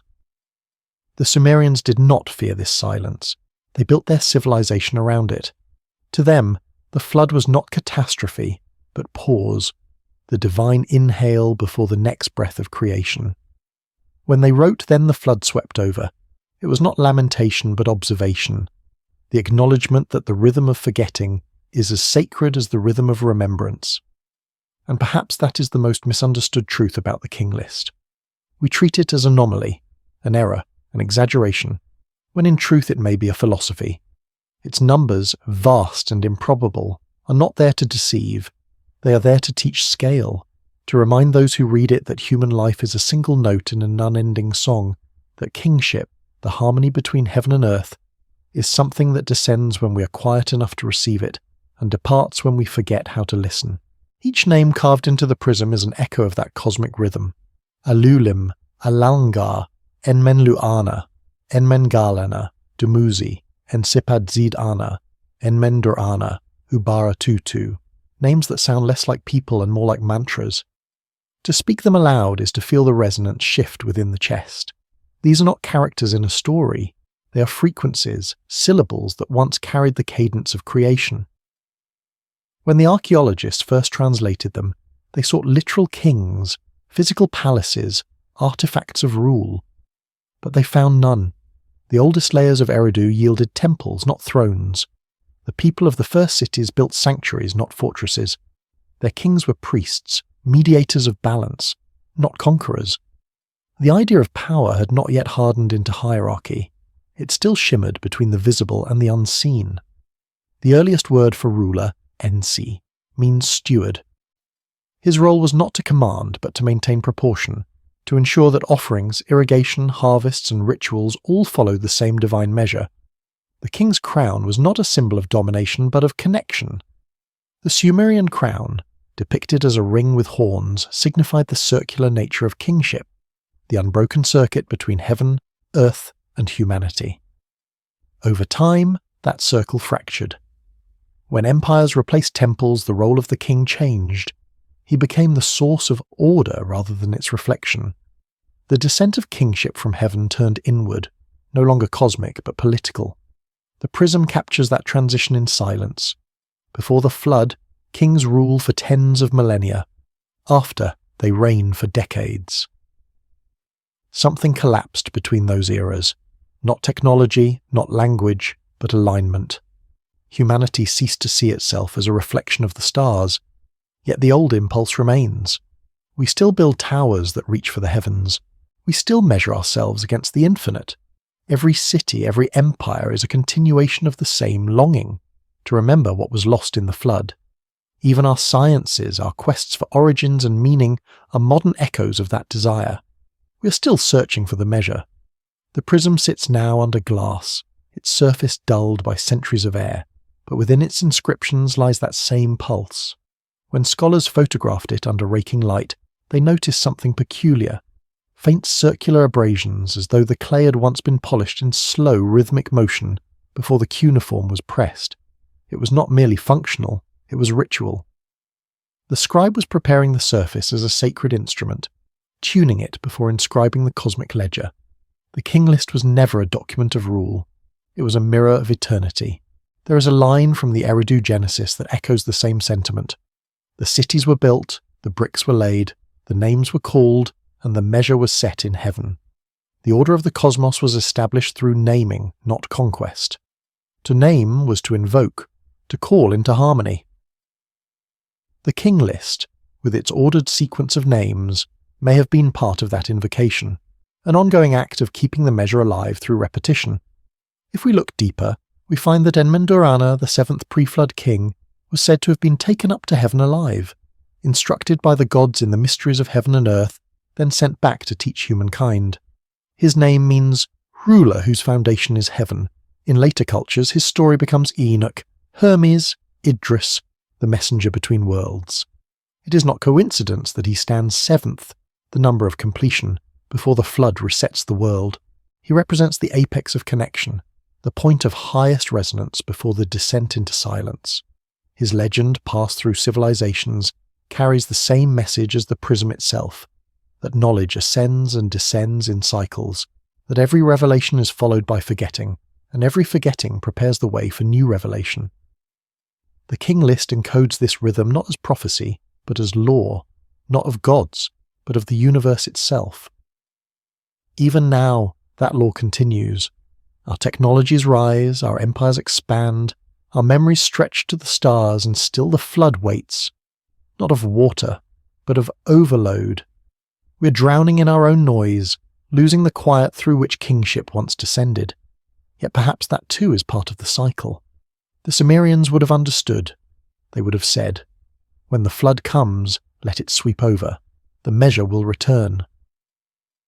In their world, the flood was not fear, it was faith. They trusted that what was washed away would find form again, renewed. That is why the prism ends with peace, not panic. Then the flood swept over, it says, and nothing more. No mourning, no destruction, no divine wrath, only stillness.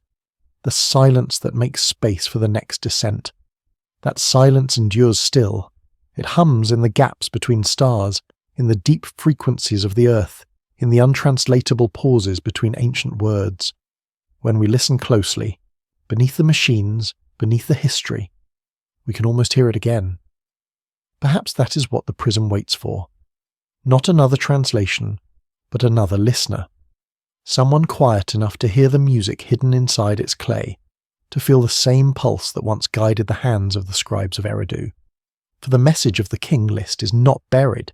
It is resonant. It vibrates still, across time, through memory, across floods. Kingship has never stopped descending. We have simply forgotten how to look up. There is a dream that seems to travel with the prism, a dream of water and light, of hands pressing symbols into soft clay as thunder rolls across a horizon long vanished. Some claim that memory, when carried long enough, becomes landscape. The Sumerians lived inside their memory. Their cities were built as physical prayers, their temples as instruments tuned to the heavens. To walk through Eridu 5,000 years ago was to move through geometry, a living equation of sound, light, and stone. Even the streets followed celestial lines. The main axis of the city aligned with the rising of Sirius, the bright herald of the flood season. Each year, when the star first appeared in the dawn sky, the priests of Enki would climb the ziggurat steps and pour libations into the sacred basin, not to avert the flood, but to welcome it. The deluge was both destroyer and deliverer. It wiped away the corruption of one cycle and nourished the soil for the next. The King List records that rhythm, the long rains of harmony, the flood of forgetting, and the descent of new order. To understand the Sumerians, one must set aside the modern impulse for linearity. They did not see time as arrow, but as wheel. The flood was not apocalypse, it was the turning of the rim. When the wheel completed its circle, kingship would descend again, as it always had, restoring the lost harmony. Their entire world view rested upon this faith in recurrence, that nothing, once truly measured, can vanish. Perhaps that is why the prism carries such calm. There is no trace of fear in its words, no prophecy of doom, no plea for salvation. The flood sweeps over and the world continues. To the Sumerian scribe, this was not the end of history but the renewal of its breath. We are the anxious ones, not they. We fear forgetting. They trusted it. Archaeologists who unearthed Eridu found layer upon layer of temples, 17 in all, each built directly atop the previous one. The lowest was scarcely more than a shrine of the reeds. The highest rose in baked brick and gleaming glaze. Between each, a layer of mud and ash, the debris of flood and fire. Yet through every rebuilding, the orientation of the temple remained the same. It pointed always to the same star. Through destruction, alignment endured. That continuity was the true kingship. The Sumerians did not worship individuals, they worshipped the measure, the invisible law that outlasted any ruler. The King List, in its serene abstraction, is the textual form of that temple, a layered monument of memory, each era resting upon the last, each number aligned with the same cosmic north. When the prism says that kings ruled for 200 years, it is measuring not life but resonance, the duration of a civilization's alignment with heaven. The flood breaks that alignment. Kingship descends again to restore it. In this way, history becomes vibration, oscillating between harmony and dissonance. We see only the fragments. The Sumerians saw the waveform. And yet, there is something else, a subtle melancholy within their serenity. The King List is not lament, but it breathes with longing. The scribes knew they were copying the memory of a world more perfect than their own. Each inscription was a reaching back toward a lost equilibrium, a whisper across the silence left by the flood. Perhaps they sensed that the next descent of kingship would come not in their time, but in another, that humanity would have to lose the measure entirely before it could learn to hear it again. That melancholy has followed us. It is what drives our endless search for origins, our fascination with lost civilizations, our yearning for Atlantis, Eden, Lemuria, Hyperborea. We are haunted by the same intuition the Sumerians held, that something vast once connected heaven and earth, and that connection was broken. The King List endures because it names that absence without despair.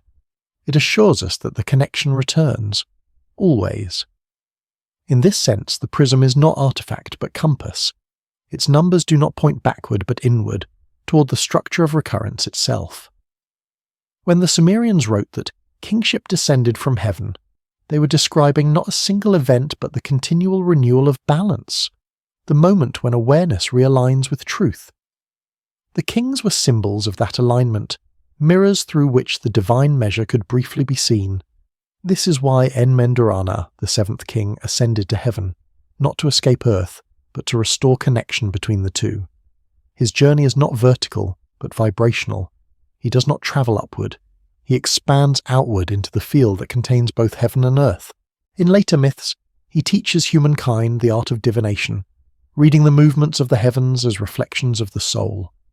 The flood comes soon after, as if to seal that teaching within myth, protecting it from misuse. The King List may thus serve as both memory and safeguard. It reveals the pattern while concealing the mechanism. Those who see only its surface will dismiss it. Those who listen may understand. Perhaps that was the intention, to hide truth in plain sight, knowing it would survive precisely because it could not be taken literally. When Woolley excavated the deepest levels of Ur, he found a strange phenomenon. In the thick flood layer separating two civilizations, there were traces of carbonized reeds laid in careful bundles, not random debris but something arranged. Beneath them, the soil was clean, compact, untouched by habitation for millennia. Above them, a new city rose. To the archaeologists, it was evidence of rebuilding. To the Sumerians, it would have been rebirth. Maybe that is what every civilization does after its flood, lay its reeds across the mud, mark the ground with the intention to remember. Our museums are modern versions of those reed mats, attempts to preserve continuity, to rebuild the temple upon the same axis.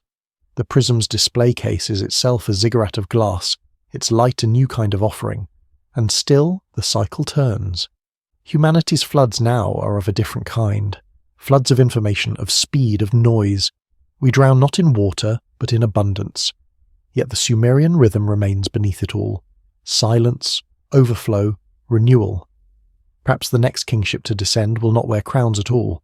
Perhaps it will arrive as understanding, a return of measure after chaos, wisdom re-emerging from saturation. For now, the prism waits. It has survived deluge, empire, excavation.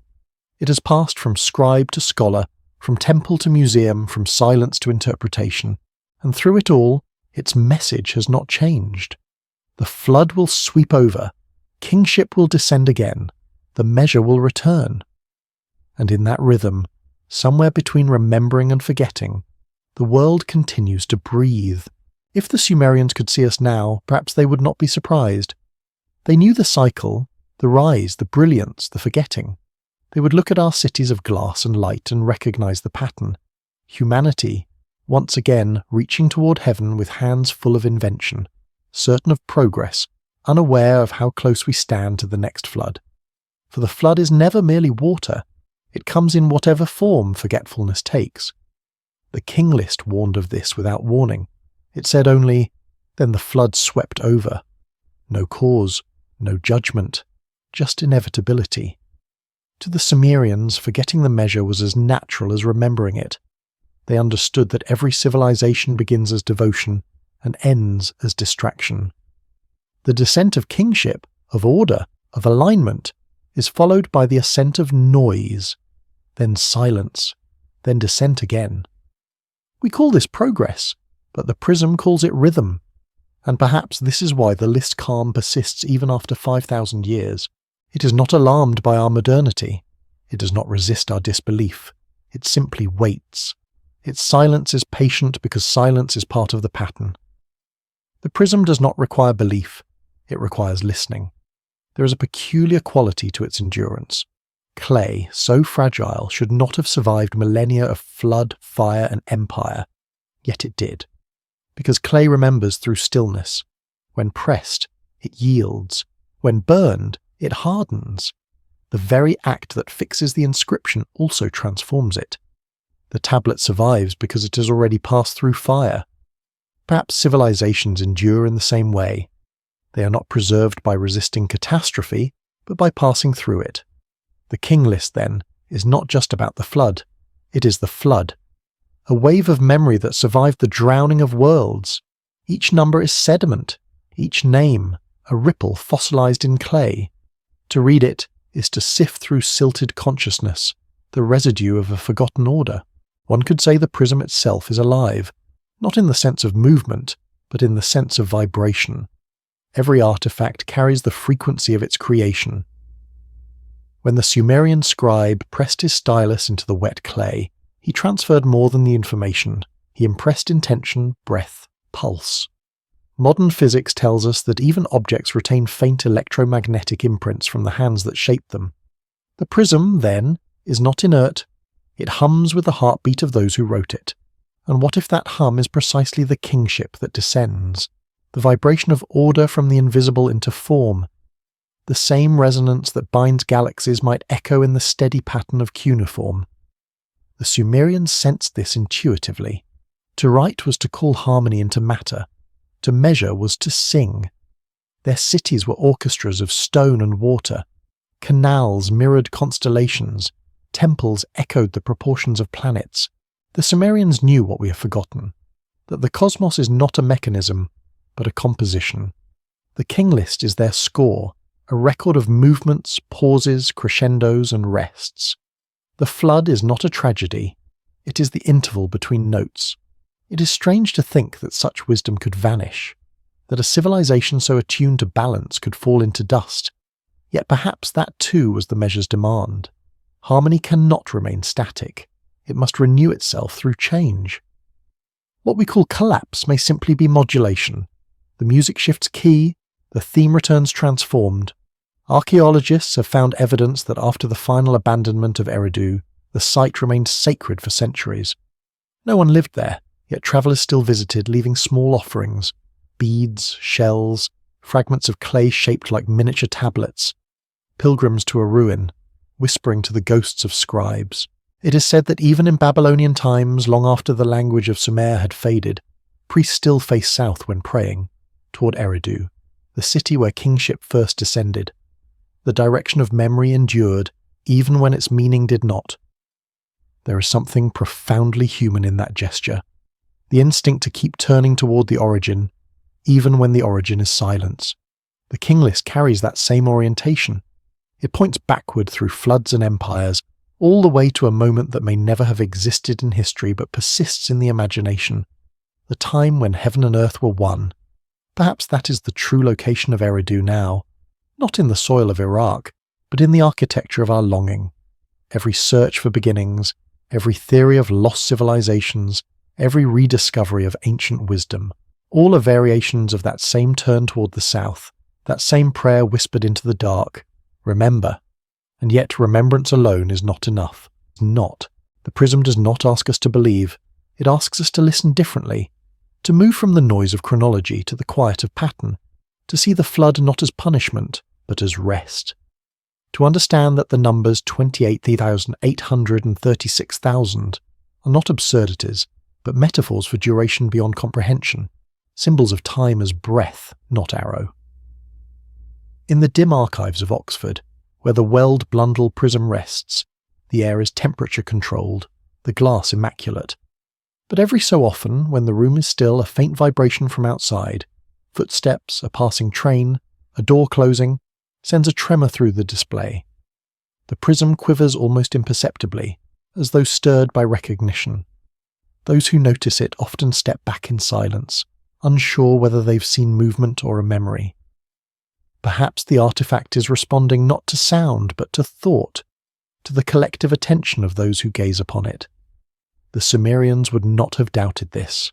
To them, awareness itself was creative, and to look was to invoke. When we look at the prism, we are not observers, we are participants. We re-enter the current of its story. We help kingship descend once more.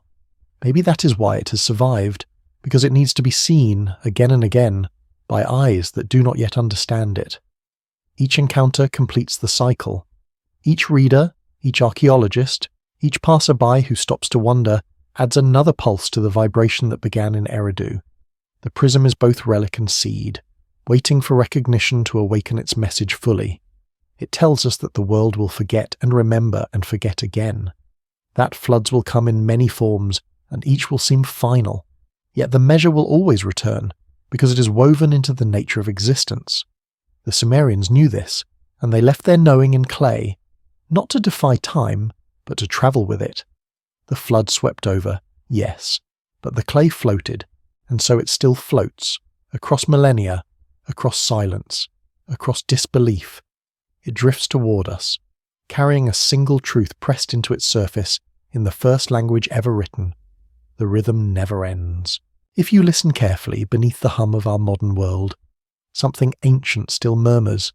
It is not a sound exactly, more like a pattern of thought, a rhythm embedded in the way we build, record and remember. Every archive, every library, every cloud of digital data is, in its own way, a continuation of the Sumerian impulse to preserve the measure, to hold the vibration of order against the flood of forgetting. We have changed the medium, clay to silicon, but not the instinct. The same desire that once pressed wedge marks into wet earth now presses code into light. And yet, even as we record everything, we remember less. Information multiplies, meaning dissolves. The flood has returned, this time not as water but as noise, a deluge of words, images and data that threatens to wash away the stillness where understanding once dwelled. The Sumerians, who saw silence as sacred, might have recognized this as the same cycle, the dissonance before the next descent of kingship. Their notion of kingship was never about power, it was about harmony, the alignment of heaven and earth, of intention and rhythm. To rule was to keep the measure intact, to ensure that temples, calendars and consciousness moved as one. When that harmony broke, chaos followed, and chaos always called the flood. But chaos too was sacred because it prepared the world for renewal. Perhaps we're nearing that point again. Our temples are invisible now, Systems, networks, screens, but they too hum with disorder. The rhythm quickens, the silence shortens. We mistake motion for progress, accumulation for remembrance. The King List's calm precision feels alien in such a world, yet its endurance suggests that calm itself is a kind of survival. Clay remembers what the heart forgets. That may be why it endures. The scribe who pressed the first line into the prism knew nothing of electricity or machines, yet he understood what we have lost, that truth requires rhythm, and rhythm requires pause. Between each symbol, he left a small space, a breath. Those gaps are the true text. They are where the divine enters. We no longer leave such gaps. Our histories rush forward without intervals. Our sentences crowd. Our screens flicker without rest.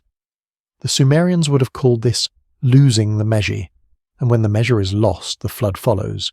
But the King List also promises that kingship will descend again, that after every flood, order returns.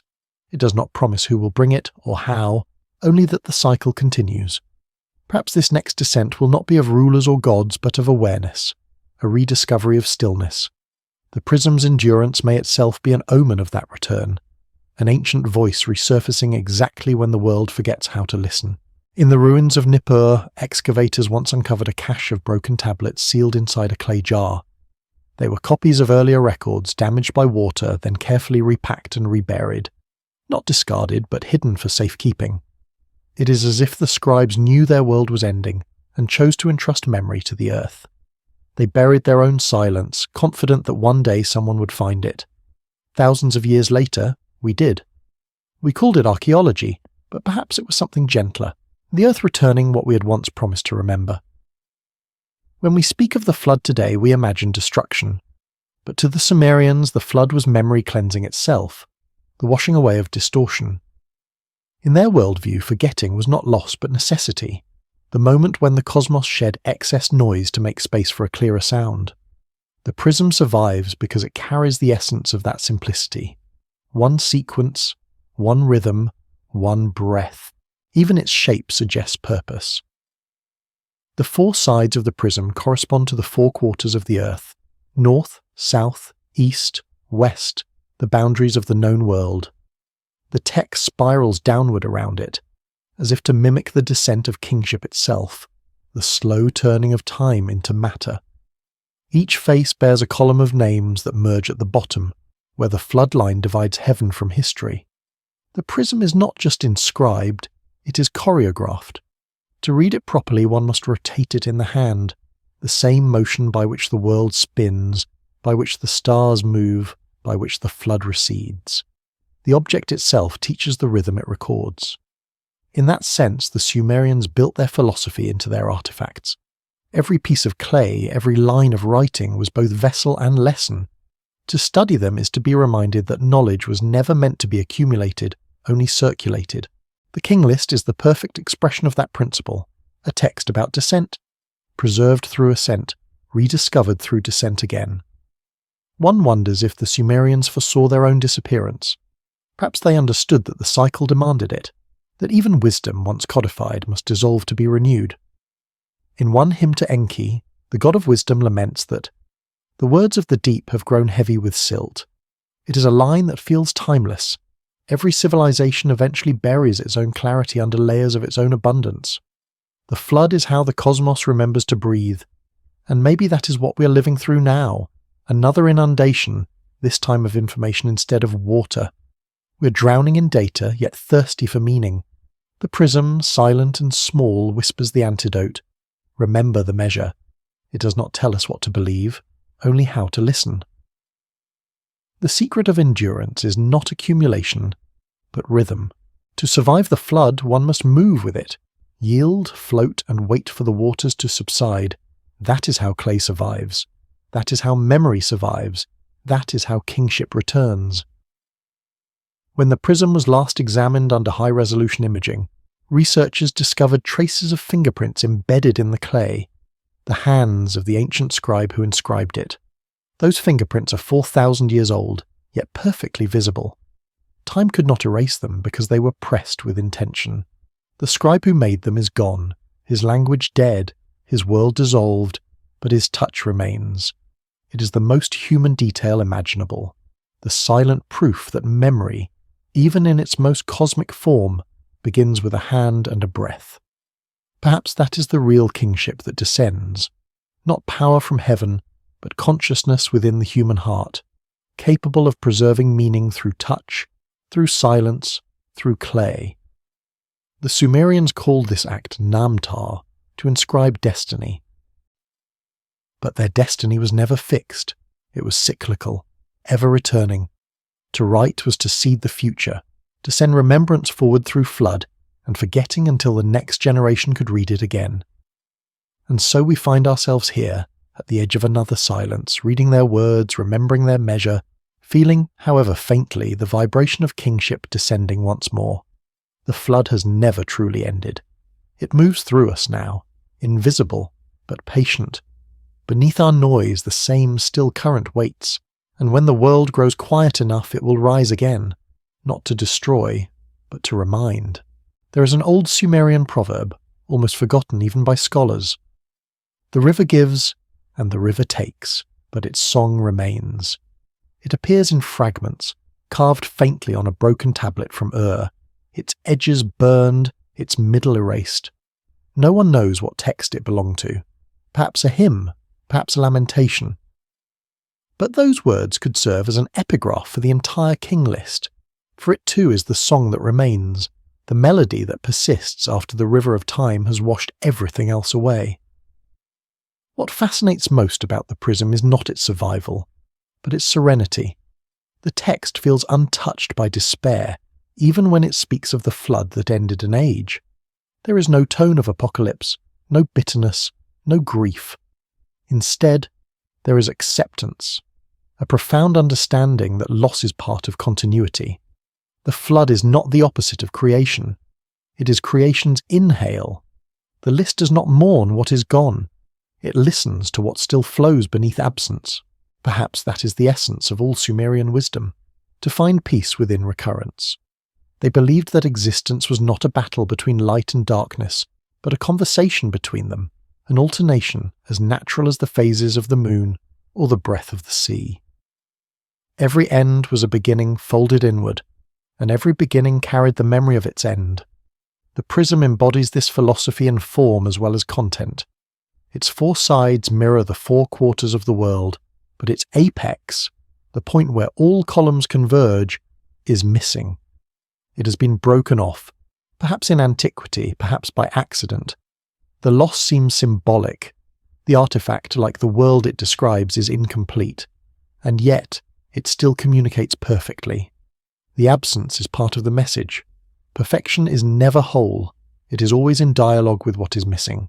When modern researchers first reconstructed the prism's chronology, they noted the impossible spans of time, kings ruling for tens of millennia before the flood. The instinct was to rationalize, mistranslation, error, mythic exaggeration. But another kind of reader might see it differently. Those vast durations could represent cosmic epochs, ages of consciousness rather than years. The Sumerians measured not in time but in resonance, and resonance has no fixed duration. It stretches or contracts according to the clarity of its vibration. In this way, the King List becomes a map of the human condition. Each age begins in alignment, kingship descending, the measure restored, then slowly drifts into dissonance. The rains shorten, the music fragments. The flood arrives to clear the noise, and the cycle begins anew. It is a pattern not only of civilizations but of individuals. Alignment, forgetting, renewal. The list is as much a mirror for the soul as for history. The scribes who copied it must have known this. They were not bureaucrats preserving trivia. They were mystics guarding proportion. Each wedge of their stylus was both letter and breath, symbol and heartbeat. When they wrote, "The flood swept over," they were also acknowledging the flood within, the cleansing that follows every collapse, the silence that allows new order to emerge. If we look closely, we see the same rhythm repeating through later traditions. The Egyptians spoke of Zep Tepi, the first time when gods ruled on earth. The Hebrews remembered a flood that purified creation. The Greeks told of cyclical ages, gold, silver, bronze, iron, ending always in renewal. The pattern never vanished. It only changed tongues. The King List is the first articulation of that rhythm, the origin of all our myths of loss and return. There is a peculiar tenderness in realizing this. The Sumerians were not warning us of catastrophe, they were offering comfort. They knew that forgetting is inevitable, but they also knew that remembering is eternal. The flood may sweep over, but the kingship always descends again. When archaeologists lifted the prism from the earth, they found it broken but legible. Its text had survived through burial, fire and time, the very elements it describes. That survival feels almost ceremonial, as though the artifact itself were enacting its message. Submerged, forgotten, rediscovered. The flood swept over. Kingship descended again. One can almost imagine the earth as a kind of scribe, preserving what humanity forgets until we are ready to remember it. The soil, the clay, the layers of sediment, all are archives written in slow motion. The Sumerians seemed to understand this too. They buried their knowledge deliberately, sealing tablets within jars, hiding texts beneath temple floors. They did not expect unbroken transmission. They expected rediscovery. Memory for them was not linear but recursive, an underground river surfacing when the world grew thirsty again. We are the surface now. The prism has risen into our time, its silence pressing against the noise of modernity. And it still whispers the same truth, that no knowledge, once aligned with the measure, can be lost. It can only rest until the flood subsides. When one stands before it, the sense of scale collapses. The wedge marks seem impossibly small for the enormity of what they describe. Yet in those tiny impressions lies an entire cosmology, a civilization's faith that meaning can outlast matter. Perhaps that is why the prism feels alive. It was made not to record, but to resonate, to transmit the vibration of understanding beyond the life of its makers. Its message is simple, but infinite. Everything ends. Nothing is lost. The flood is the breath between eras. Kingship will descend again, and maybe that is happening even now, not through gods or rulers, but through awareness itself, through the quiet recognition that history is not progress but pulse, that our age, for all its brilliance and noise, is merely another crest before the next wave of silence. The prism's calm gaze seems to assure us that this too has happened before, and will happen again, and that the world will continue to breathe long after we are gone. In one of the final lines of the list, after the flood and the re-emergence of kingship, a single phrase repeats, "In Kish, kingship was established." Not in heaven, not in myth, but in a city rebuilt from mud and memory. It is a line of humility. Civilization does not begin in triumph, but in quiet restoration. A people returning to the ruins, shaping bricks, rewriting what was washed away. That, perhaps, is the truest image of kingship descending.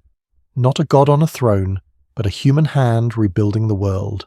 And so the prism remains, its message undiminished. The river gives, and the river takes, but its song remains.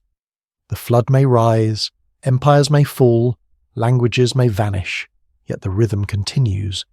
It flows through clay, through breath, through the space between stars, the eternal pulse of forgetting and remembering that makes the universe alive. Night falls softly over the plain of the two rivers. The Tigris glimmers like dark glass. The Euphrates breathes against the horizon, and between them lies a silence older than memory. This was once the cradle of all that would be called history. Yet now the only witness is the wind, whispering across the buried ruins of Eridu. Somewhere beneath that silence the first city still sleeps. The clay tablets, the broken temples, the echoes of chants that once aligned heaven and earth, all lie folded beneath the silt, patient, intact. If one could listen deeply enough, perhaps the ground itself would speak. It might tell us that time is not gone, only sleeping, that what we call ancient is merely waiting for breath. The King List was never meant to be read as record, but as incantation. Its numbers, its names, its rhythm, all were meant to awaken remembrance, not of events, but of order. To the Sumerians, to remember was to restore harmony, to forget was to drift into chaos. They believed that kingship, that sacred resonance between heaven and earth, returns only when the world grows silent enough to hear it. And yet silence is the one thing the modern world fears. We fill every gap, every pause with noise. We have replaced rhythm with acceleration, alignment with ambition. The Sumerians might call this the prelude to another flood, not as punishment, but as renewal, the world correcting its tempo. For the flood, in their philosophy, was never wrath. It was mercy. It came when humanity moved too far from the measure, washing away dissonance so that harmony could descend again. The prism carries that mercy in its calm. It does not accuse, it simply endures. Its voice, quiet but unwavering, speaks through millennia. The measure will return. Perhaps this is why those who stand before it feel not awe, but peace. The artifact does not command belief, it invites listening. Its silence is not absence but promise. All along, the King List has been more than a document. It is a ritual of memory performed across ages. Every time a scribe copied it, every time a scholar translated it, every time someone whispered its impossible numbers and asked why, the ritual continued. Even now, in the digital glow of this age, that same act endures. We are still copying, still remembering, still participating in the rhythm that the first kings set in motion. It may be that this, not the cities or the conquests, is the true legacy of Sumer, the idea that knowledge can sleep and wake again, that truth is cyclic, not linear, and that every civilization is a verse in a song without end. The flood may erase the words, but the melody remains. Sometimes when one studies the prism under magnification, the surface reveals more than symbols. Tiny specks of mineral glitter within the clay, fragments of mica, flecks of quartz, the dust of the very earth that sustained the first gardens. Those crystals catch the light and hold it, as if the stars themselves had settled into the writing. Perhaps that is the truest image of kingship descending. The heavens pressed gently into the earth, eternity captured for a moment in human hands. The Sumerians knew this union well. Their myths begin not with creation, but with descent, the gods lowering themselves into matter, light dissolving into form, awareness becoming clay. The King List echoes that descent. Its story begins not in heaven, but in Eridu, where kingship arrived. The sacred does not dwell above, it manifests within. Every flood, every renewal is the return of that principle, the divine rediscovering itself through the human. And perhaps this is why their civilization, though long gone, still breathes through ours. Every law, every calendar, every written word, all trace their lineage to Sumer's measure. We are, unknowingly, their descendants not by blood but by rhythm. Our days divided by their system of 60. Our maps still echo their geometry of 4 quarters. Even our concept of time, of recording, of counting, of aligning, is the continuation of their kingship. We live inside the legacy they inscribed. But legacy to them was not memory alone. It was participation. To remember was to rejoin the cosmic order, to become, however briefly, a bridge between heaven and earth. The prism endures because that bridge was never broken, only forgotten. The act of remembering rebuilds it. As the final lines of the King List fade, one senses not an ending but a return. The flood sweeps over, kingship descends again. The circle closes only to begin once more. It is the rhythm of rivers, of breath, of civilizations, of stars. To resist it is to drown. To yield is to awaken. The Sumerians chose to yield. They did not fight the flood, they wrote through it. They turned impermanence into scripture. And perhaps that is the quiet genius of their vision, the recognition that all endurance is born from surrender. Clay yields to pressure, then endures forever. Civilization yields to the flood, then returns renewed. Memory yields to silence, then resounds again. The King List teaches this without preaching. The way to last is to let go. Now, thousands of years later, as our own world trembles beneath its noise, the same lesson hums beneath the surface. If we can learn to listen, truly listen, perhaps we will hear the measure again. Not in temples or thrones, but in the simplest acts, the pulse of the ocean, the turning of the sky, the rhythm of our own breath. Kingship has not vanished, it has only changed its form. One day, another scribe, digital or divine, will inscribe the next list. The flood will have passed, the noise will have quieted, new cities will rise where ours once stood, and the pattern will begin again. And when that happens, perhaps someone will find what we leave behind, fragments of code, metal, glass, and feel in them the same vibration we feel when we read the prism, the sense that life remembers itself. For that is the true secret hidden in the clay. The universe does not forget. It only waits. Every sound ever made still echoes somewhere. Every thought still moves through the field of time. The Sumerians knew this, and so they trusted the silence. They understood that the flood, no matter how vast, cannot drown the song. And so, even now, as the rivers of the world rise and fall, as languages vanish and stars shift, the measure continues, unseen, unbroken. The prism remains, humming faintly in its case, the voice of a civilization that never truly ended. It waits for each age to remember what it already knows. The flood swept over. Kingship descended again. The song remains.